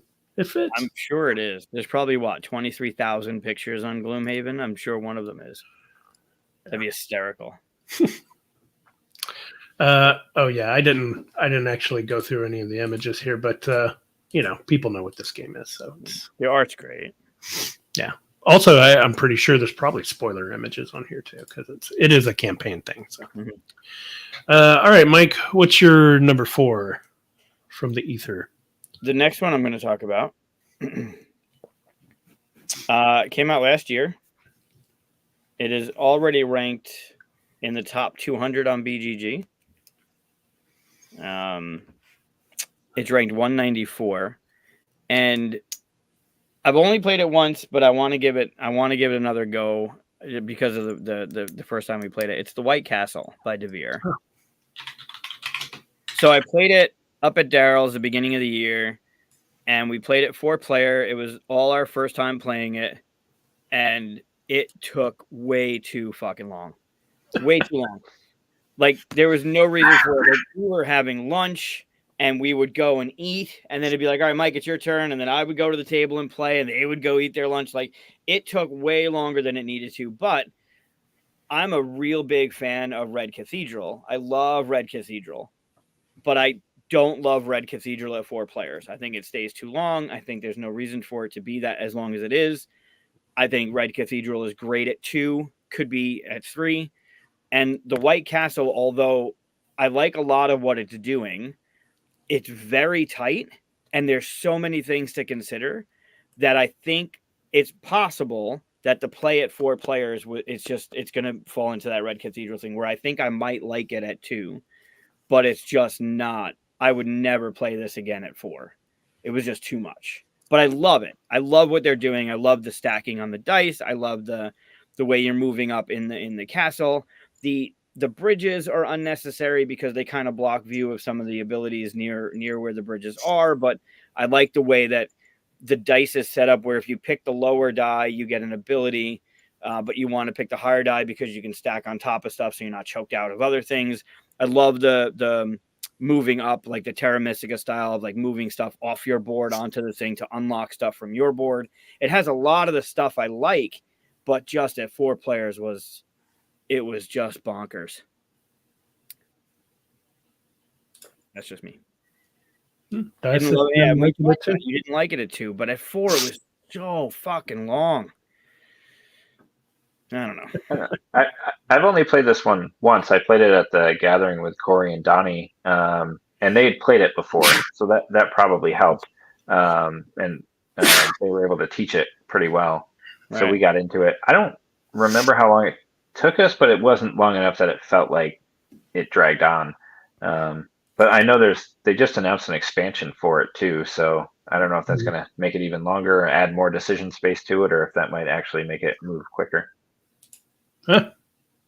Yeah, it's interesting, right? Even in the comments, I didn't love it at 2. We loved it at 2. Like, it's good. That was the first time playing it. Wow. Played like a pro. Fooled me. Good job. Yeah, Corey and Donnie will take you down. Yeah. Yeah, I'd like to play this one. I missed it. Clever. It's very clever. No, you're not making sliders. Those are up in my freezer. It's very clever in what it's doing. It's a very tight game. Like, there's a lot of, especially in the 2 and 3 player versions, you choke out some of those spots, right, to act as like just making the board a little more restrictive. So there's certain things that just happen in the lower player count that's automatic, but it gives you those choices because it's very hard to do. Like, you can't do everything, so you're trying to figure out how to do all the things. But it just seemed to, and same thing with Red Cathedral. I love Red Cathedral. I love what it does with the rondelle and the dice and the resources. But at the max player count, it doesn't sing as well as it did for me at 2. And I'm curious if this does the same thing. So I've only played it once. I played it at 4, didn't love it at 4. So I want to play it again to see if it was just that same kind of problem or if it's just not for me. Could be group dynamic to an extent too. Like, for me, a game this way, the first time I play it, like I'm trying to pull some levers and push some buttons and see what it does. And I'm trying to do well, but like I tend not to obsess too much over like the perfect turn. But I could see where if you had a group of 3 or 4 people who were trying to do the min-max math of every possible thing, and it is sort of a this causes that causes that causes that type of a thing where you'd have to take a lot of notes, Right. to kind of do all that, which could be very time consuming. But if you're like, this seems like a really good thing, I'm just going to do this and commit, and maybe I'll miss something, but that's okay. It might go a little smoother, but then Yeah. you're maybe not playing to the best of your ability to do it that way. Yeah. Right. And if you're playing the game to learn the game, right? Like I'm going to take some liberties in a turn, knowing it's not going to be the best turn, but at least I experience what this means or how to do this. That's definitely one way to do it. And I don't think we were all trying to like, I don't know, get the best play out of it in our first turn and trying to one up each other. We still all were just learning the game, but there's so much to think about in this game that it seemed a step or two above Red Cathedral in brain grapes that you had to use to figure out how to climb the castle and stuff. That I don't know if we were ready for. It wasn't like we were playing it 2 a.m. drunk and just distracted by everything. Like this was like late morning, early afternoon. Like our brains should be ready to go at this point. But I liked a lot of what it was doing. It's just, I don't know. I hope it was just being the 4-player count, because De Beers on my top list of like their names on the box. I'm getting it sight unseen. Like they've just been putting out some of the best games that I've played in recent times. So this obviously is another one of those things that has a lot of bells and whistles going on with it, with mechanisms and choices and player choices and stuff. But I don't know. Nice. Why? Because Pat doesn't take his optimal turn. He just willy-nilly through it. It's because I have an early bedtime. We got to get through it. Nice. All right, Pat, you're number 3. All right, number 3. I'll be shocked if anybody's heard of this one. My number 3 is Tabarua. Oh, Tabarua. Yep. Yeah, you know it? Surfing. Yeah. Yeah. So the first time I played this game, and the only time I've played it, we didn't understand how the scoring worked until we did the scoring. And it was like, oh, if I'd known that, I would have played the game completely differently. So basically, like in this game, you're trying to paddle out on your surfboard and then ride the optimal wave back to the shore. But there's 2 different types of surfboards. There's longboards and like a shortboard. And the player who scores the best on each of those board types is eligible to win, but their final score is their best score on the other board. So if you had the best longboard score, you're up against whoever had the best shortboard score, and then you score the opposite ones. So you have to do both well at both in order to win, but you have to win one to even have a shot. So like if you're middling on both, you're probably not even eligible, and somebody who did really well on one and tanked on the other at least has a shot, which is really weird, but we didn't understand that. So a couple of us were like, I'm just going to be the best longboard surfer. And it's like, yep, you sure are. And you have 1 point because you only tried the other board once. But the mechanisms for paddling out and then trying to like sequence the dice on the left to be able to ride the wave back in. And at some point you got to just kind of make the decision, like you're not going to get all the way out to the 6 paddling out and ride a perfect wave. You got to jump over and sooner and come back and at least get some points. So you're on the board. It's really interesting. I think it was another Kickstarter or like small print run game. Far Off Games. I don't know a lot of what they've done other than this, but cool theme, different gameplay. Putting little meeples on surfboards is also fun. So it's one I definitely want to try again now that I know how the scoring works and give it another shot. Yeah, this was a very small print run. It was on Kickstarter, and it was a unique theme. I liked the little surfboards, and then that riding the wave back in mechanism with the dice seemed unique, right? It was, but this is also older. This is a few years old. Yeah, the one time I played this, I distinctly remember playing it and trying to kind of get through that scoring, and then having that moment of like, oh, that's how it worked. We were playing at the op office, and it was the old building, so it was like right after I started, so it's probably 6 years ago that I played it. I'll look it up. I don't know if it says 2016 copyright. Yeah. Geez, so 8 years old. It's like ancient. Yeah, right. That's pre-pandemic times. Not the board game, but the actual. Right. Yeah. Yes, not the board game. Yeah, that's a good pick. I forgot about that one. Cool. Yeah, I like the sound of the scoring mechanism. Those are fun. So we got fishing, we got surfing, we got Yeah. trains. Interesting. Yeah, very cool. I like Stevens. Yeah, that's a good one, Steven. Yeah, pops. All right, so number 3. So this one, I think this was part of an early rant in one of our early episodes for me. Although it happened a long time ago. So my number 3 is Space Cadets Dice Duel. So that's an older one, I think 2014, 15, maybe 16. If only you were on a website that could tell us the exact year. Yeah, I don't think it has that availability yet. Scott needs to work on it. 2013. Yeah, so this game, I sat down for about like a 5-minute kind of, what do you call it, like a demo at BGG Con in 2013. And I was like, oh, this looks awesome. I'm going to get it for my group. And this is like the very first iteration of like the Captain Sonar thing where everybody plays their own spot. Someone's an engineer, someone's a weapon officer, that kind of thing. And you got a team on one side and a team on the other side. And you're both using, which is basically the Defiant from Star Trek, that ship right there. It's a total ripoff from Star Trek. But you got the two ships moving around in space fighting each other, right? And you gotta have somebody as a captain saying, I need weapons ready over here, I need engines, give me power for this. And you have to work together as a team while they're rolling dice with their own little games. There's been a lot of games like this afterwards. It's probably done it even more refined. But I got to take this home and show it to my game group, and they hated it with such a passion that I'll never get to play it again, and I loved it. And I didn't even get to play a captain. Like I was like, I'm not gonna even play a leadership role. I'm gonna let other people have that fun. I'm just gonna play one of the little roles, And I was playing along and having fun, but people were like yelling at each other, like they just got at each other. Like I don't know, and our group never really does that. But they were like, stop yelling at me. I'm trying to roll the thing. It's like, well, you're not doing what I'm ordering. Like it was like chaos.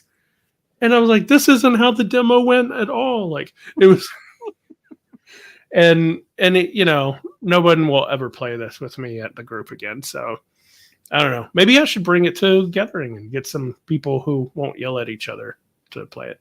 I'll definitely yell at you. Well, that'll be different. That'll be funny. Yeah. But yeah, I mean, I really like the idea, that kind of thing in a real-time, space battle thing. I'm a big sci-fi nut. Yeah, it's a real simple game. There's your ship running around trying to kill people. So is it really one ship versus the other? Like you're shooting at the other ship, and you're it's the white ship versus the black ship right there. And there's little obstacles in space you got to get around and stuff like that. But it's the engineer, and the engineer has to get power out to the people to do the different things that the captain wants them to do. So they can't use dice until they're given dice, and then they have to roll them and put them in the right spots and stuff like that, right? So it's just constant, everybody rolling, doing their game. That's like a real-time thing, which I'm not a big real-time fan, but it felt like you were on the bridge of a starship in the middle of a battle. It was really fun. So I'd be up to try this. I played the original Space Cadets, the before the dice one, once at a con, and it's very asymmetric, right? Like, but if I remember right, like each player sort of has a mini game that's like their own mechanic in that one, and the way we did it was at a convention. Nobody had played it before, so we're all like, okay, pull up the rules on your phone and just like you read the engineer, you read the gunner, whatever. We each read one thing and like learned how to do our thing. We're like, great, we can just get into it and play. And within about 2 minutes, an event came up, and the event was everyone stand up and move one seat to your left and then sit down. And we're like, I only read one roll. I have no idea what to do now. And everybody just went, are we going to read the rule book again? And it was like, nah, we're good. And we just gave up on it. And I was like, the whole premise just sounded so fun. I wanted to try it, but maybe this would be the way to revisit it and try the dice game. Yeah, I don't think there were events or anything like, because it's all real time. You just go, all right, go. And then you just start going until somebody blows up. So there's no time for that kind of stuff. Nice. Yeah. Space Cadets Dice Duel. Good pick. Your number 3, Mike? I could actually follow your sci-fi one up with the sci-fi one. I got another sci-fi one, so you can hold off if you want. Nope. No, I'm going to go with this one. All right. So this one came out in 2020. It is currently ranked 896 on the top games. I played this at a convention with the designers and the team that brought it to life. I think we started the game around 2:30 in the morning. So it was real late, and it's not a quick game, but I had an amazing time with it. It's so clever, so well produced, and it's come to be a thread with Ivy Studio and how they do their stuff. This one is Moonrakers. Moonrakers is beautiful in production. It's beautiful in components. The art is just amazing. The pop of color with that background. But what grabbed me in this game was the idea of bringing a team along with you and trying to negotiate who gets what from the pull, right? Okay, we can all do it, but I want this thing. Well, wait, I need the thing, so I can't give you the thing. How about you get these things instead? No, I need the thing. All right, well, I can't take you then. All right, well, wait, hold on. We can talk about what develops in that game with those people at the table is so fun, and it nailed it. Like this game, the fading of the color in the boards, it was so well produced. And it was just an amazing time. But I don't know if, one, I could replicate it, and two, I'd have to learn how a lot of the stuff goes again, because obviously we didn't go through the rule book because we had the whole team teaching us how to play it. So there's a little bit of barrier on that one, but man, it was such a great experience. Yeah, I played this only once as well. I played it in LA, and I played it with the Hungry Gamer. And Will is a chaotic person to play a game with. He will try to get on every single thing, whether or not he is supposed to be on there or not. And it's like, after a while, we were just like, shut up. We don't want to even hear why you could, like, you're out of it. No, you're out. Even if he had the stuff that you needed to do, we were just like, no, get out of it. It just felt so funny that it like we couldn't trust him anymore and stuff. So, but that was a fun game. I'd play it again. I think it'd have to be taught again though, because I was almost handheld through it. Same. We were too, right? We had the team teaching us how to do it. Yeah, it's definitely top notch. Also, good to see you, Andrew. There you go. Yeah, their stuff. I mean, Veiled Fate, and they're what they put into it is it's clear that they love what they do. But I really had a great time with this game, and it kept us engaged. It kept us awake. It was very well done, and I remember the whole time was like, you're engaged even when other people were going. You're like, well, wait, I can contribute or bring me along kind of thing, but not like resistance, bring me along kind of thing. Like there was way more in this one that it was very, very clever. I think I need to play this one. I picked up a copy mostly because of the art, like that box cover and everything inside this game. I just kind of fell in love with how it looked. And I think I've been hesitant to even try it because I know it's a negotiation game. Yeah. And I think you have to have the right group and the right mindset that's going to really get into that and want to do it. And I could see where like anything short of that could be a kind of a mess. Yep. Or really shift the experience. So I think I almost need to plan specifically to play this game. Yeah. All right, Mondo, we'll do it.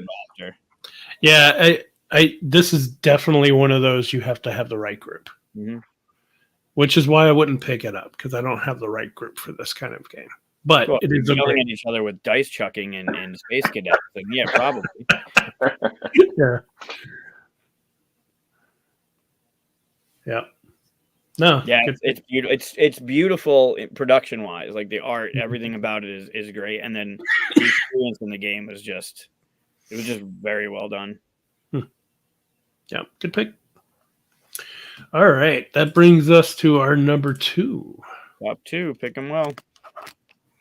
All right, this one for me is a game I don't think a lot of people like, but I played it once.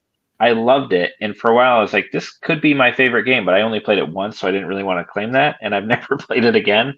So I don't know if it's just like I might play this again and hate it, and maybe that's why I'm reluctant to break it out. But this is Burano, which you can find this game like on clearance places, like pretty cheap. Um, I actually like the idea of this so much I picked it up early. This is the like not quite localized version yet, with a kind of bumpy rulebook because of the translation, but I think you can find a better version of it. But you can see there it's got like this mechanism where you start by stacking up a pyramid of these cubes, and then you have to draft off of your pyramid to deconstruct it, and that determines the actions you can take based on the colors of the cubes. So when you're making your pyramid, you have to like think through, oh, okay, I'm going to want to be able to do these things in this order. But then you're building those pyramids into this central village on the island of Burano, and then building these roof tiles across between them to kind of bridge across and make this connected building, which also scores and does activities. And then there's, I want to say it's like a fishing rondel that goes around the outside of the island as well. But like at the time that I played this, when it was like first out, anything Euro was kind of my thing, like chunky wooden pieces I was super into. And I still do like games like this a lot. And this one just felt like it did different things than anything I'd played. And I was really excited about it and played it with my group, and everybody who played it really liked it. And we're like, we're going to play that again next week. And here we are 5, 6, 7, whatever it is years later. And it hasn't happened yet, but it's got nice table presence, and that secondary island thing too, I remember being really interesting. The tokens sort of on the left of the main island, I don't remember at all how it worked, slotting those things in, but I remember that being another puzzling mechanism that was cool. So yeah, might be time to revisit it, but again, got to have the right group who wants what looks like a sort of another island European Euro game. Yeah, with more fishing. You got a theme song. More water. Yeah, I'm just going to do a fishing theme game night. We'll play Coldwater Crown, Freshwater Fly. We'll throw this one in there. There's got to be more.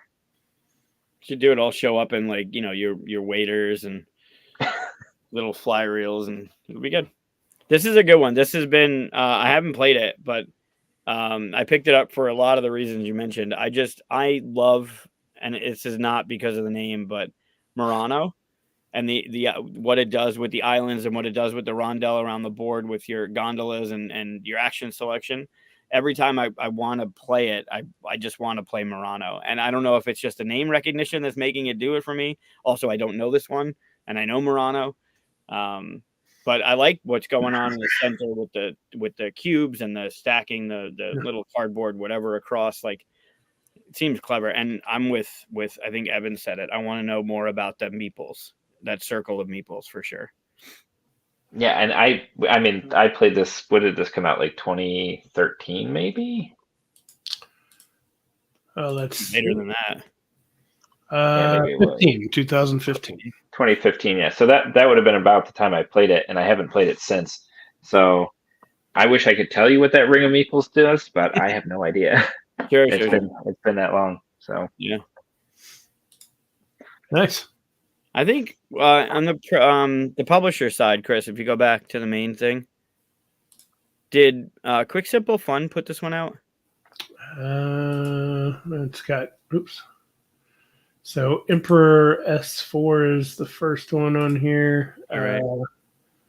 Let's see. Broadway Toys, Lucrum Games, Quick Simple Fun Games. Quick Simple Fun, yeah. So down at Dice Tower Con, before it went Dice Tower East, the guy who used to run it, Patrick, started Quick Simple Fun, and I remember that coming out. That's why it was on my radar, because I remember him talking about it or showing it or mentioning it to me in a pitch or something. I don't remember what it was, but that's where it got on my radar.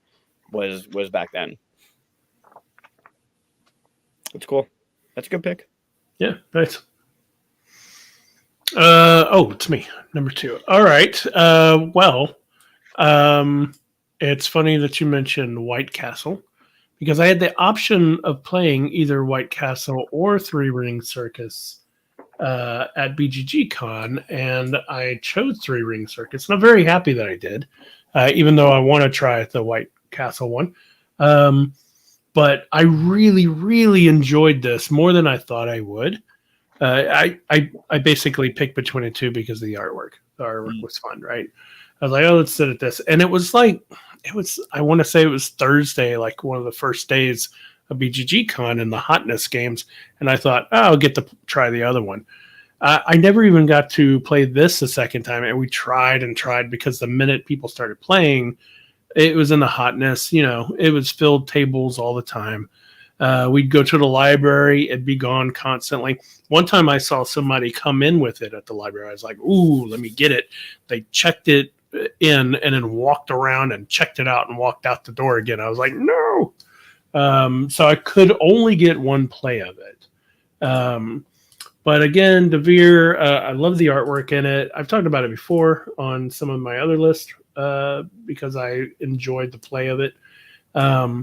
You're basically running your own circus, running around the different area here. And they got this great card system, this tableau building system that you get to put together. And depending on what row and column and stuff you build things, it triggers different stuff. It's really good. It was really well balanced. And I just wanted to try it again almost right away. But I haven't been able to get my hands on it. So, hey, Rob. Yeah, I've heard nothing but good things about it so far. Yeah, I played this one at probably 11 o'clock at night, midnight, somewhere around there at Gen Con. We were playing we were doing the big tournament for Sorcerer's Arena, which went super late, and there's a copy of this sitting on like a shelf of games in the tournament area where we were doing the thing. I was like, oh, let's crack this out and try to learn it and play it right now, which was not the time to do it. But yeah. Andrew Esposito from our team managed to get through the rules, did a really good teach of it. Like, he taught that there's kind of everything you do on the board and then everything you do in your card tableau, and the rules are kind of split that way. So he like read the first part. He's like, I'm going to teach all this. I have no idea what the other part of the game is, but I've read this part. I'm going to teach it, and then I'll be back in 20 minutes when I've read the rest. And for whatever reason that worked, and we had a good experience getting through it. I remember playing fairly badly, and then sort of like halfway through I was like, oh, this is what I was supposed to be doing to score points, kind of a thing. But the table presence on it is great, and it kind of really draws you into that theme of like, yep, I'm a traveling circus, I'm putting together my show, my characters, my animals. Like, there's definitely some scoring opportunities in that tableau that are really important, and if you miss them, I think you can get pushed a little bit behind. But overall, it was really interesting. I ended up picking up a copy, but haven't played it again. Yeah, I need to get a copy of this. It was so good. Yeah, it's a lot of game in that size box too. I mean, same with White Castle. It's these tiny boxes. Yeah, it's one of those small boxes. Yep. Packet.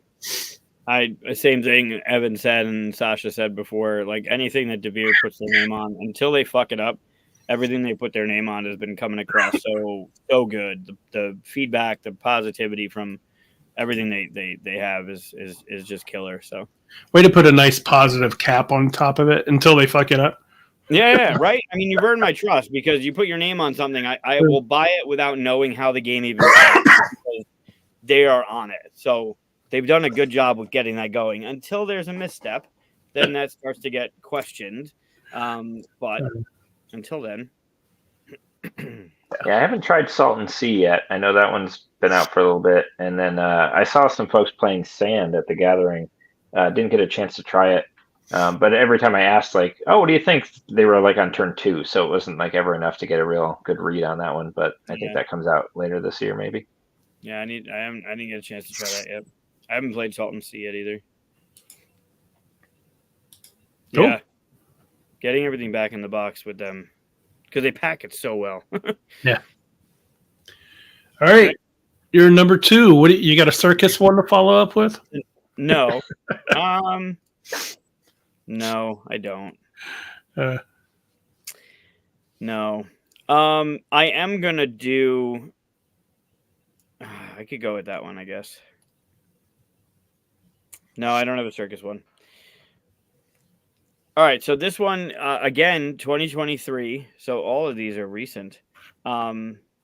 It's currently $38.99 on BGG, but I think it deserves to be a little bit higher, a lot higher actually. But again, played it once, so I don't know. It is by Hall Games, and it is called Jinn. Oh, DJINN. There's a couple in there. It should be the top one. Or yeah. I almost got to play this at the gathering. I saw it in a group, and I tried to grab it, but yeah. Yeah. This is. So I played it once. It was just January, and there's a lot. It's very simple in its execution. There's certain things you're doing, and you have to have the jars in order to put the genies in, and then you score your points. And you got the corks, and the corks are a resource, and you got to go and get the corks so you can cork the thing. It's very clever, and the replay of it with those things right there. You see the circles and the squares? Mm-hmm. Those change. So the map is static, but where you go to get the different things changes from round to round, or from game to game. Sorry. The idea that you're always moving forward. So like that green meeple, and the way they teach you to play is like that green meeple is entering that square from that direction. So from there, they can either go north or they can go like southeast that direction. They can't go back towards that blue meeple. So there's the only thing that it took a second to learn is like you can never backtrack from where you came, so you can't just go back and forth, kind of bullshit. So they teach you how to like put it on the square in this direction to show which way you're going, kind of thing. But other than that, obviously, second plays will lend itself to, oh, I get it now kind of moments. And this game was almost like second turn into the game. It was like, oh, I get it now. But there was so much more coming after that it was just like, holy shit, I'd play this game totally different the next time I played it. It was really clever in how it was doing its thing with gathering the resources and building up on your player board. There was this right side that gave you these abilities, but if you did it right, you get like extra abilities, and they're stronger kind of things because you did the right thing at the right moment. And there was so much in this that is not obvious in the first play. But it was a very brilliant, very well done game. I love the idea of the jars, and you putting the genies in them, and then you cork them with the little resource, the things on the bottom. They're little corks. I don't know if you can get to one of the player boards with, yeah, the player board's great. So that thing, those things, the way you have your magic and you're spending your magic to like trap the genies, you can keep a couple on the top there without having the jar or the cork yet. So you have a little bit of like a release valve in what you're getting before you have to like put them and score them. But all the way on the right side of the board, there's this, like when you go someplace, you can do an action, but if you did the thing, you can do a better action. It's not there. But it's very, very clever. Setup is a little bit, yes. The cards and the way they come out and how you're going around the map and how the map is set up. Yeah, like that side on the right, on the far right, there's those things that you can then put out on the board. And when you go there, not only do you get the action of the board, but you get your bonus action, like your special thing. There's just a lot going on with it. Also, it's kind of satisfying putting the genie in the bottle and corking it. Oh, that's clever. So yeah, it was one play. It was a great experience, but definitely like you play it again. But now it's been like, and now I need to read the rule books because I was taught. I didn't set it up myself. So really, really, yeah, long setup. A little bit of a setup, but very clever. So yeah, Jinn. Yeah, I'm gonna try that one. This is a good one. There's a lot. There's so many things. There's the cards. There's the actions on the right. There's a lot to it. Not so much where you're like, I don't know, like Caverna a lot. Like there's it's very simple in what it's doing, but you just got to figure out how to do the thing. And there's so many ways to do it. Cool. Yeah, I want to try that one. Get the gates out. Yeah, it looks fun. Yeah. Yeah, it's a good one. Very great production. I mean, the silkscreen meeples. There's also like, you know, there's a difference between them. It's very clever. And that whole map system, it gave me a very Notre Dame kind of feel to the way the map worked. But then you had to replay, like those tokens come out, so it's different the next time you play. And the way you're moving around, you can't double back, and you got to pay people if they're there. Like, it's got a lot of stuff that feels familiar in a game like this, but it does it in a way that just felt very fresh. Nice.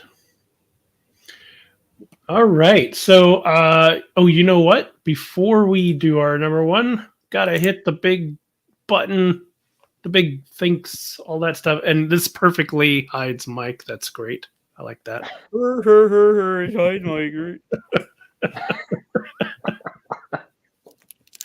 Hit the thumbs up for us. Yeah, number one. All right, we're gonna go into number one. Pat, what's your number one game you want to play again? All right, number one that I've only played once and really, really want to play again, Feudum. Oh. This game for me, like the table presence, the components, the art, like something about it just like works for me, and makes me want to like get this on the table and set it up. The problem is the teach. Like I've only played it solo. The one time I played it, which required learning the whole solo expansion on top of the base game for the first play, which was quite a bit. And every time I think like I want to teach this to people, I reread the rule book and go, I don't want to teach this to people, because the setup is you have 11 action cards, each of which has pretty much two ways you can play it. And at the start of a round, you're going to pick 4 of your action cards and set aside the other 7, and those 4 are going to be the ones you can access for that epoch or that phase, right? And so right from the get-go, you have to teach everyone how all 11 of those cards work in different situations, and then have them understand enough strategy to know which 4 they want to take for a round so they can plan something effective. And all of those actions also influence all of the stuff going on the board, which interacts with these 6 guilds that are on the outside of the board. So those spaces you can see with the people and all the cubes are the different guilds. So there's like, oh, okay, well, I want to do this guild, which will then push cubes to the guild next to it, which will do the thing to the guild after that. So it's a very like sequential kind of a thing. It's got some area control on the board. It's got some different tracks you can try to advance along, while earning favor in the different guilds and balancing all these different actions. So there's just a lot to kind of process to understand it. Once you got into the flow of it, at least my experience with the solo game was like, it starts to make a whole lot more sense than you think it's going to, and like the just synergies between the different pieces. But it's one of those games where like, in order to understand this guild, you kind of have to understand the guilds adjacent to it. And in order to understand that, you have to understand the action cards. And in order to understand those, you have to understand what happens on the map. So there's not really a good like starting point for where like I'll explain this and you'll understand 80% of it. And by the time I'm done, I'll circle back and explain it again where you'll get the rest of it, kind of a thing. So maybe one of these days I'll sit down and really think through like, how would I teach this, and try to get a handle on it. Because again, like the whole map, the table presence, the components, like they've got these sort of, I don't know if they're like plaster cast or what they are, like the monster pieces are like they almost feel like a clay, like a hardened clay, resin type of material, like the piece for that guy. And there's like a serpent. And then this game has like 6 expansions to it that you can get into, that add everything from little modules to just like crazy 3D pieces and stuff. So definitely it's something I want to get into again and experience again, but I don't know how to get over that barrier to entry piece. It's really weird because there's I've seen kind of a cult following of this game because it's kind of hard to learn is what I hear. And then what you're saying there, but people seem to really love it. But there's like no images popping up here. That's I would think people would be taking pictures of the. Maybe it's the website. Hey Scott, what's going on with your website here? Yeah, maybe there's more in like the expansion Yeah. stuff It or something. I'm looks kind like of there is surprised too. some weird. Yeah, just Oh, here we weird go. feet. Okay, I Use just your wanted to. Yeah, the internet is weird. Yeah, like the Um, production value on it is super high. Like the foil treatment on the box. There's like a really cool print just on the bottom of the game board for no reason. Um, you get into those are the one of the expansion modules to just carry your cubes around in those little ships. Um, yeah, I really like the artwork and the quirky look and feel of the whole thing.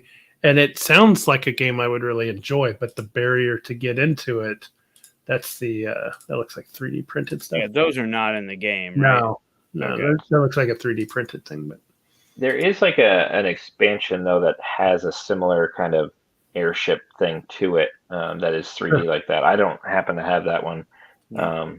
I've got one that's got like trees and a mermaid and I don't know all kinds of quirky stuff to it. Yeah, I had every intention of trying to relearn this and like get ready to teach it before the gathering. I thought like that would be a good opportunity to round people up and play it, but oh yeah, just didn't get there. next year. Next year, yeah, that's the I think it's called like the Squirrels and Conifers expansion that adds the trees, and it gets very quirky and weird the deeper you go. But I think I it's think on that's part of the Kickstarter now with a new expansion, isn't it? Or it's about to be.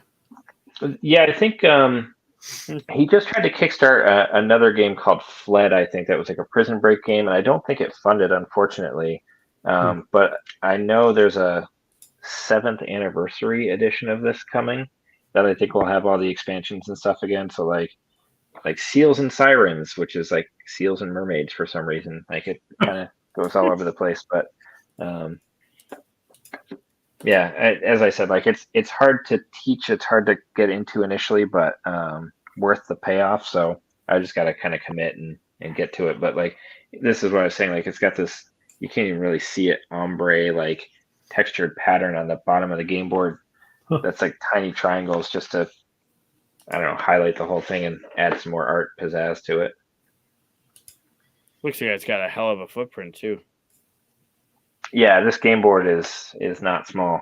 That's a quarter of the game board right there. Yeah, that's pretty big. Yeah, so and it folds out in a line. As long as you have a long table, it's not bad. You can see there's not a ton of stuff that goes in your player area. But the board itself is pretty big. I know there's like a neoprene mat you can get that's even bigger for the game board, but that was a step more than I needed. Yeah, especially if you only played it once. Yeah, exactly. Right. How many upgrades do you get for the game you've played once and just really want to play again? Right. Nice. That's cool. All right. So my number one. My number one is the other sci-fi I mentioned. Only played it once. Again, it was at a local con. And for whatever reason, someone wanted to play a 8-player version of Zaya Legends of the Drift system. So I don't know if you know much about this game. It is a sandbox space game, and you do whatever you want. You can be a merchant, pirate, blah, blah, blah. It is pretty epic. It comes with painted ships like this, which is pretty awesome. You can upgrade those ships. They get bigger and better and cooler. You explore hexes. There's all this different stuff to it. It's a big, pretty epic game. And it's been so long now, I'd have to totally relearn it. I'm not even sure I completely learned it in the 8-player game because it was maybe an hour by the time it got around to your turn again in many cases. And then one of the biggest problems is that there is a rule in there where you can, before you draw a new tile, you can do an action to basically scan ahead and look at what that tile is. But if you don't, you could just wander into the tile and see what you get. If that tile is the one and only sun, you instantly die. And you have to start your whole game over. And that happened to my wife. And she was like, never going to play this again. To be fair to her, it's not her kind of game. She's more Euro. Um, so I had this game. I just have not had the opportunity to bring it back to the table at all or relearn it because of that horrific first experience. But I think the game is pretty solid as far as a sandbox game. And sandbox games are notorious for taking a long time, because of the way they're made. You have to earn a certain amount of fame or whatever they call it and stuff, and that could take forever. I played Outer Rim game, the Star Wars Outer Rim games. I played that in 45 minutes or 4 hours. It just depends with sandbox games, so it's that kind of nature of it, and it's hard for me to get something like this to the table. So, but someday I'll do it again because it's a pretty cool game. Seems like there's a lot of text on those cards. Yeah, well, those are mostly reference cards, but yeah. Okay. Yeah. I've heard a lot of good things about this one. Like anybody who's played it, seems to recommend it. It doesn't seem to be the easiest thing to get your hands on a copy, at least inexpensively. But for me, it's the kind of game where if somebody who knew it well had it set up and was like, I'll teach it, and I could clear a day, I'd really like to try it. Like sandbox sci-fi space adventure sounds really sweet. But I think if I had to buy it, teach it, learn it, and be the one to drive that process, it probably never hit the table. But even if it was like a pay-to-play thing, like an event or something, buy your ticket and somebody's going to be there ready to run it, I'd love to give it a shot. But maybe I'll make this my project to learn before the next gathering, and we'll play it. I'll teach it and play it. That's the only problem is that it is a big game, so sometimes you can't get games like that at the gathering, and I'm not going to learn this game unless we're going to play it. So. The team behind this is reluctant. What'd you say? I was going to say, people always seem reluctant, at a con to oh, do I want to give up a whole day of my con for this experience? It's isn't that the perfect time to do that though? It's harder to do at home than when you're kind of detached. But yeah, especially a longer convention like that. If it's a smaller 3-4 day convention and you got to burn an entire day, there are people that do Twilight Imperium every year at QSCon. They take an entire day basically, and they'll play that game. And that's one of 3 days or one of 4 days, depending on how long you're going. It's rough. So what's interesting, I was just curious, what else they published, and it turns out it's the same publisher as Tavarua. So they've got Zaya Legends of a Drift System and Surfing. That's awesome.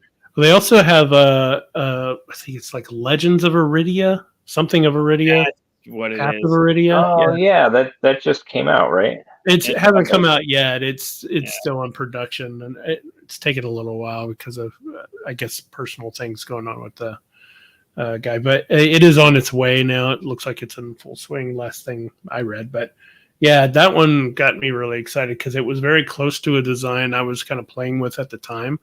And I was like, oh, okay, well maybe I don't have to make this. I could go make something else because this looks very close. So. We'll see. Iridia is the one with the heads, right? You can change the heads out. Yeah, that was not part of my design, but it's still kind of interesting. That wasn't it. That wasn't the hook. No, that wasn't the design. No. But yeah, it's a fun game. I like sci-fi. So. Good pick. All right, what's your number one, Mike? I don't know where to go after that. That was shit. Well, if you'd saved your sci-fi, then you'd be able to have it. Yeah, my sci-fi was used in the appropriate manner. All right. God, I hate this. So I want to pivot, but I don't want to pivot. So if only you had put them in order previously. Nope, I can't put them in order. It's not how it works. So we talked about companies that have one game out there, or they're known for one game. And this company it only has this one game. And I played it once it was either last Leprechaun or last QSCon. I don't remember which one, but I played it with Diaz, the designer of Fossilis. It's by a company called Ash Games, but it's AESC, Ash Games, and it's called Oros. Oros, O-R-O? Or OROS. Oh, yeah, I have this game. It's Die Hard. Yeah, I will say, just as a Die Hard reference, and whomever, this was, I think, prior to Pat, whoever was on the team to come up with the door hangers of McLean, like hanging off the door and doing the booth number. It was a few I think it might have been before the pandemic or the year we came back. And then they had the crunch bars with the Die Hard wrapper on it. Like that whole combo of the thing hanging on my door in the hotel room and the crunch bar at the booth was brilliant. So Oros by Ash. I played it once and it was beautiful. And the way the game played and the way the tiles moved, the way you're building the world, it was way too clever for one play. There was so much going on with the building up of the tiles and putting your pieces on there and claiming this and claiming that. It really, really is well done. Those levels that are going up, everything about it is beautiful production, cute art, not cute, I guess, but cute art. But it was very clever in how it manipulated the world because it took a minute to get around the main board. The main board has 4 sides, but you have to think of it as the top is connected to the bottom and the left is connected to the right. And then the corners were connected. So it was a really weird thing that you had to like, cause you're used to playing like flat earth style games. And now you have this thing that even though it's flat, there's this top and the bottom that were connected. So when you push the tiles around, they would like loop around, and really curious to play it again because of the way a lot of this stuff worked with if you zoomed in, go back one and you zoomed in on the tile.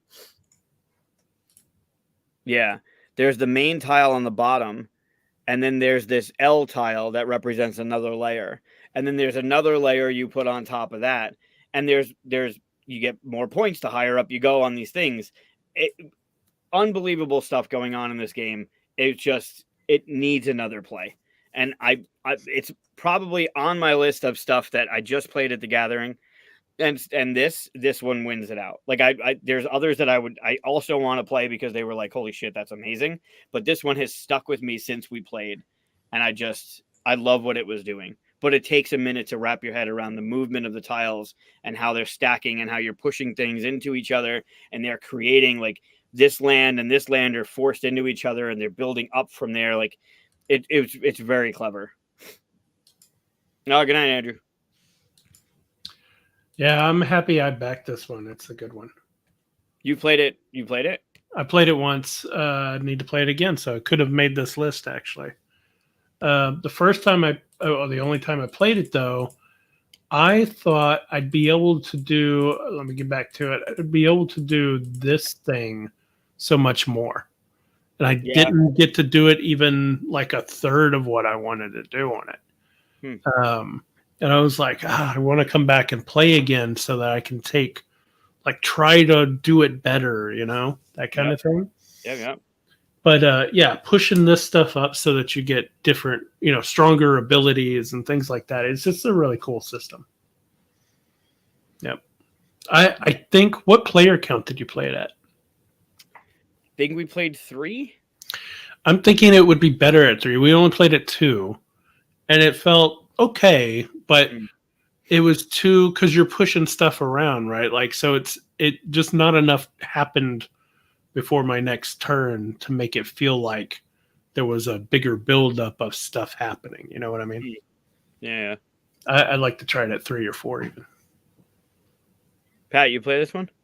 I've not. I was actually thinking when I bought the Transcontinental, I'm pretty sure this is like one of the other games they had a ton of in stock because they just gotten like the Kickstarter copies at the store.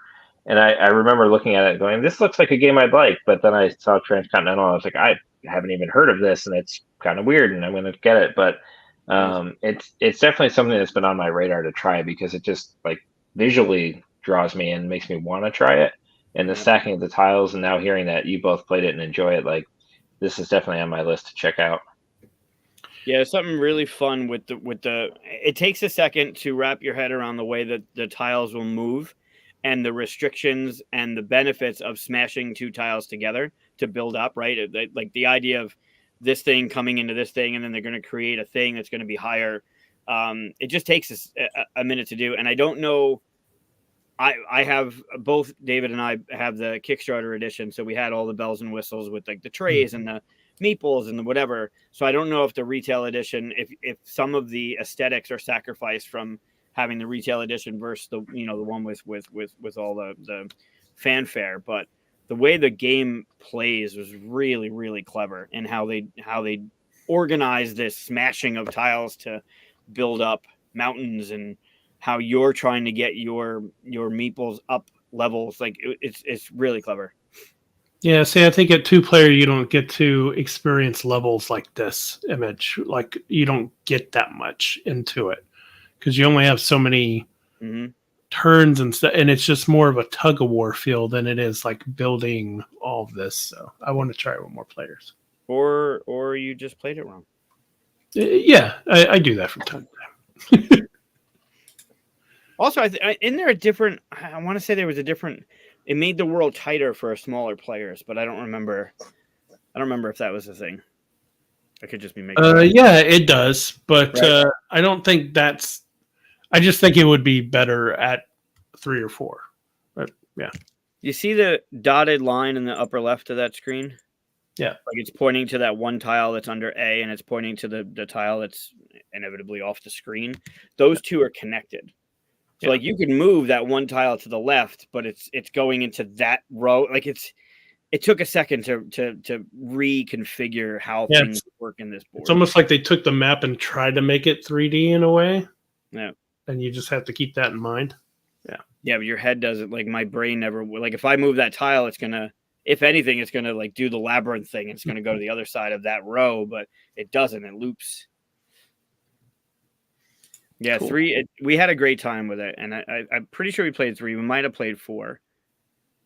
And I was sold with the look. I think the designer is also the graphic designer and illustrator, so I could be wrong, but I think I remember that. But it's a really good look and feel. Yeah, cool. Because I want to say the designer, I think Evan might have brought it up, Brett. I thought he knew, or he was at the table, I think, when we were looking at Gnome Hollow. But I don't know how he was artist and designer. Cool. Good pick. Thanks. You say that like you're not used to me giving you compliments. Like, one, no, not. That's funny. All right, so that was our top 5 games we've only played once. I know that you have a few more on the list. Any honorable mentions? Pat, go ahead. Oh, I mean, I whittled down a list of 17 to get to what I had.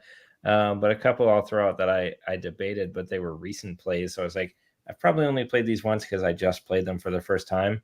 One of those was Nun Attack, which played with you, Mike, at Gathering. That was just great. But I don't think it's out yet here. So it's like, it's hard to say, oh, I haven't played that twice yet. Well, you know, when it comes out, I'll give that a go. And the other one was Harmonies, which when I was in Rochester, we went to Millennium Games, and my brother we didn't even know what Harmonies was yet. It was just, they had it out on their new game table. My brother picked it up kind of on a whim, and we got it back to his place and played it. And we were like, this is fantastic. Like, it's just such a good little game. But I haven't had a chance to get my own copy yet and play it again. Yeah, Nun Attack came out at Essen, but in German, which the Google Translate app is phenomenal. Like, it worked pretty damn well.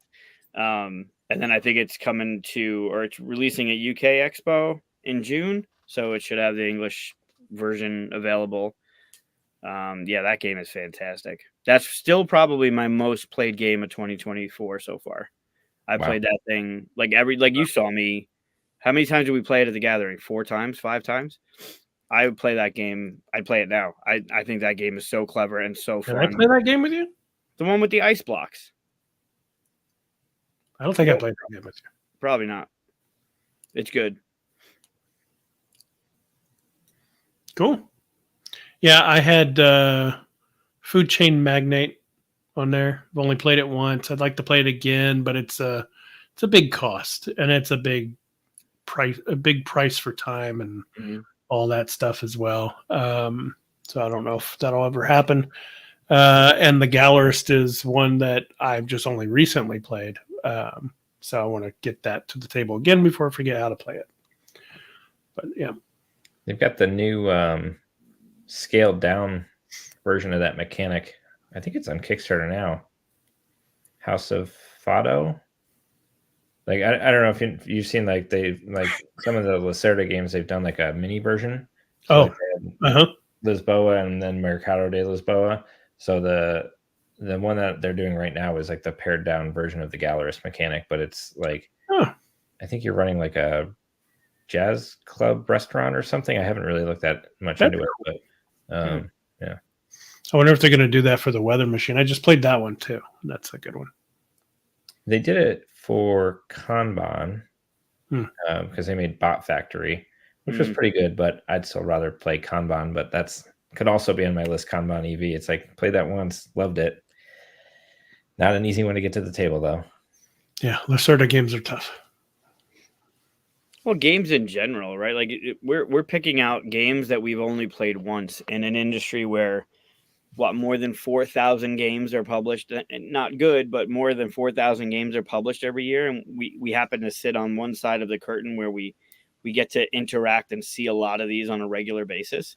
So like what Pat just said, like I've played them recently. So yeah, I've only played it once, but is it because I played it recently, or is it because there's so many things in the queue leading up to the next game I need to play, or the next thing, like, oh, you got to check this one out or come play this game. It's hard. I mean, it's hard. Yeah. Yeah, there's a lot of great games where it's like I've played it twice because I loved it and I immediately played it again. But it's just there's always something new to try. There's very few games I can say these days where I'm like, oh yeah, I've played that 30 times easily, you know. Yeah, it's a rare game that I can do. I mean, there's a few that are obvious that, you know, or a little small card game or something that you would do that with, but yeah. Yeah, like Noon Attack. Noon Attack I've played when Wes brought it back from Essen. I played it 3 times at that con. Then I played it 3 times the next time I had it. We played it at least 3 or 4 times at Leprechaun, and then I played it at least 3 or 4 times at Gathering. Like I'll bring that game out because it's so clever. It's easy to teach people, right? You're going to do this thing and do this thing, and that's it. Like you're done. And then the strategy of like how you want to gain your points or build up your points throughout, like those kind of games, especially in today's gaming industry where there's so many things, right? Like how many games have I not played?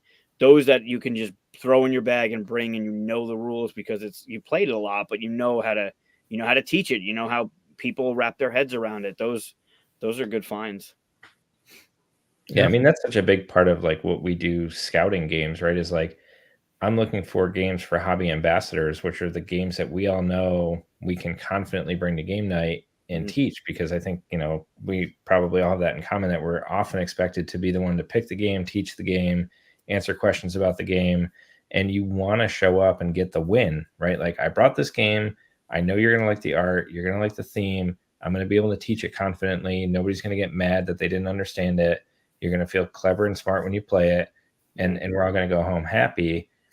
And you'll take the game you've taught 50 times over the game you just bought that you're really excited about, or that game you played once that you love, but you got to reread the rule book. And it's like, I'd love to play this again, but there's work involved versus like, this is an easy win. I can just bring this thing. Like Art Society, which hasn't been out that long. Like I've taught that 6 or 7 times now, because it's like, I don't even have to think about it. It's pretty straightforward and most people get it right away. So it's easy enough.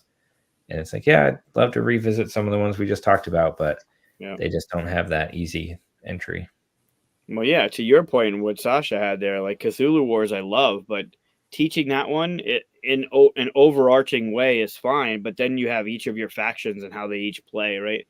And then Too Many Bones or Cthulhu Death May Die, like they're great games, but having to bring that out to the table and either relearn or teach it can be a chore. I mean, Root is in my top 10 games, mostly because of the design that went into it. But I was asked to bring it from the last game group I had. I was like, I'm going to have to teach that to at least 2 other people, and I'll have to reteach it to at least 2 other people. I mean, like, and you have to teach every single faction. I just didn't bring it. And that's your game night. That's your game night. That's it. Yeah. And I love that game, but I was like, and I didn't feel like teaching it. not the hour and a half teach has to happen from that. It might not be that long, but still. Depends on who you're teaching. Yeah. Might be on your one playlist. I could totally see that, but yeah. I could totally see that the issue with Root is that you know how to play your one little faction. Next time you play, you have to learn a game again, and it's tough. So. Or play the same faction, which I played Root, I think, twice, and I think I played the Birds both times, and it was cool to get to see that strategy twice. But I still don't know if I really understand how the mice work. The Birds are my least favorite of all of them to do. Not that they're bad or anything, but I think they're the least creative you can be with your turns and stuff. Mm-hmm. So, yeah. And it's weird because I think it says that like the Birds are one of the first ones you should try.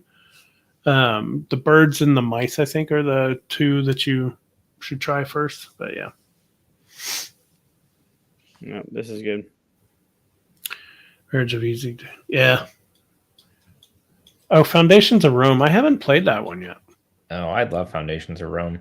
I just got the expansion stuff and the solo mode, but I haven't tried it yet. But yeah, I think I was going to play they were going to make a retail version, basically like New York or something like that. Metropolis. I think I was just going to do that because the cost for what seemed to be the weight of the game was a little off for me. Yeah, the travel thing is tough because it's hard to bring places. I will say the nice thing, all of the expansion content and the solo stuff fits in the core box, so at least you don't have to bring more stuff. Like it came in a regular size, like big game box, which is just trash after you condense it all down. But every time I bring that somewhere and I want to teach it to people, the reaction is always like, oh, that's going to be such a huge game. It's like, no, this is a 10-minute teach and a 45-minute play. Right.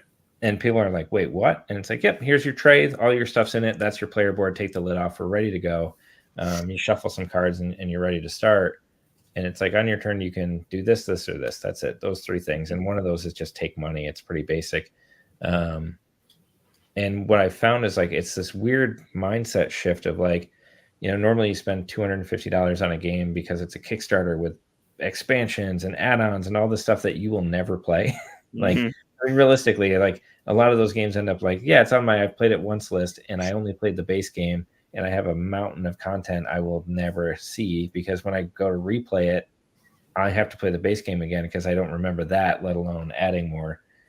Foundations of Rome is a $200 gateway that I have played over and over and over again.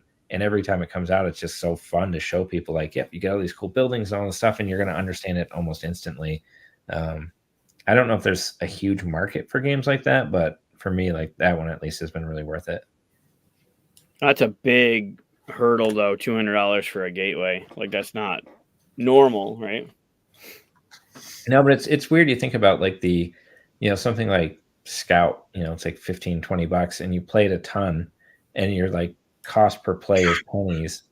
And then you get the $300 games. Usually your cost per play is $300 because you played it once, or you've got Gloomhaven you paid a lot of money for and haven't really played, things like that, where it's like, but people don't think about it that way. They're just like, $200 for a game, that's a lot of money. It's like, yeah, but you might get hours and hours of enjoyment out of it because you can bring it to any game night and it does that thing we just talked about. It's like, I can teach this. Like, I don't even have to open the rule book. It's just like, you're going to take a card, you're going to place a building, or you're going to take coins. That's it. Here we go. Yeah, or like Marvel United, right? You're $1,000 into a game with a whole bunch of chibi minis that you're not gonna get to ever painting either. But it's got such an easy gameplay to it. He's painting it right now. That's funny. Nice. Look at that. I've seen some gorgeous painted ones, but Yeah. Nice. All right. Well, that was our list and a little extra more. Actually, Mike, did you have a few that you want to? I don't think I got any special mentions from you. No, like two of them fall into. I just played them recently, so whatever. That could just be because they're a friend of mine, and I only played them once. The only other one that I mean, them being After Us and Scorpius Freighter. Scorpius Freighter is from 2018. Dave and Di showed it to me at the gathering. I love it. I love what it was doing. But I just recently played it. So the only one on my list that I guess is another one from 2018. It's behind. I think it's right behind your. No, it might be over the other direction behind your head. It's Underwater Cities. Oh yeah. Yep. Holy shit, that game. It was so much fun to think about how that game works, but only playing it once and being like near the end of it going, shit, I can't do everything. Like I learned that way too late in the game, but it was really clever in how it was all unlocking and all connecting. And I mean, Suchi is a great designer, but that game I need to play that one again. That could have been a possible crossover right there because that was almost on my list as well. I've only played it once. Yeah. I think I'm at 2 plays because I played it solo and then I think I played it twice to make sure I understood it, but I've never played the multiplayer on it. But I was super into Terraforming Mars for a long time. People kept saying play Underwater Cities, and it did not disappoint. Yeah, Terraforming. If we wanted to take this into a negative way, games I've only played once that I wouldn't play again because of that one that's play. A different list. We've done that list. Mars would be on there. Session would be on there. There'd be a couple that are like I've only played them once, but I don't ever want to experience it again. We've done that list. Mm-hmm. No, we didn't do a top 5 games I will only play once. Or I will never. We did something similar. We did a negative. We do like 1 or 2 a year. Yeah, we did one of those. You definitely had those on there. Ark Nova, on the other hand, great game. Yep. That'll do. Yeah, there are people who they're obsessed with that game. I know. There's so many people that love that game, and I see it just popping off lately with I played it a couple gatherings ago, and we played the long version not knowing there was a short version, but even the 4 rounds cheaper or 4 rounds shorter that it would be, there was a lot of cool things it was doing, but it just not a fan. Cool. Well, Pat, it was fun. Good list. Thanks for coming. Yeah, thanks for letting me join. Anything you want to remind people about? Links or things you want us to put on the descriptions? Where will you be next? Next show, I'm actually going back to the office in San Diego next week, and then I come right back for Proto Atlanta, which is a playtesting convention here in Atlanta in May. And I think that might be it for me until Gen Con. So I'll get a nice break this summer, but then it'll be Gen Con, Grand Con, possibly PAX West, Essen, and PAX U. So busy fall. Eventually we'll get you up to Syracuse in September. Yeah, it's right now this year, like Grand Con and PAX West are the same weekend. So I don't know how I'm going to juggle between those, but one of these years, QsCon has to happen. I don't think the ops banned, so we got to fix that. No, not yet. I keep trying to get Tony. Yeah. I know he's going to Grand Con this year too. It's I think his first year there as well. So maybe next year we'll pivot. Don't tell Brian; he'll get mad. No, Brian and I we talk about going to each other's as well. Like he's got a standing badge at mine, and I've got a badge at his. And there's always something that happens like around then with other conventions or planning or prepping. There's always something. Yeah, it's tough. I mean, it's like we joke. You could be. Like you could live in an RV and just go convention to convention the whole year and never get home and just play games and be at conventions if you could afford it. But you got to pick and choose. But yeah, so then the big releases, obviously Aqua's out from Op Hobby, and then we've got Gnome Hollow and Stock Exchange coming out at Gen Con. And then Avatar: Aang's Destiny, the deck building game, will be out in September. We should start doing demos. I don't think we're going to have demos in time for Gen Con, but shortly after at some shows, we'll be showing that one off, which is pretty exciting. And then a whole bunch of cool stuff in the works for next year that I can't talk about yet. But you can find all that info on any of the ops social media, or I need to get back to posting on my TikTok at Dr. Pat Makes Games. I was doing a lot of pitching and game design content there, and I've just fallen off a little bit with busy schedule. But yeah, I think that's the big stuff for us. Awesome. Cool. Well, thanks everybody for watching. Give the thumbs up. Again with the giant thumb. Yeah, yeah. How do you that way you can't It's horrific. Well, how about this? I got this we could put up.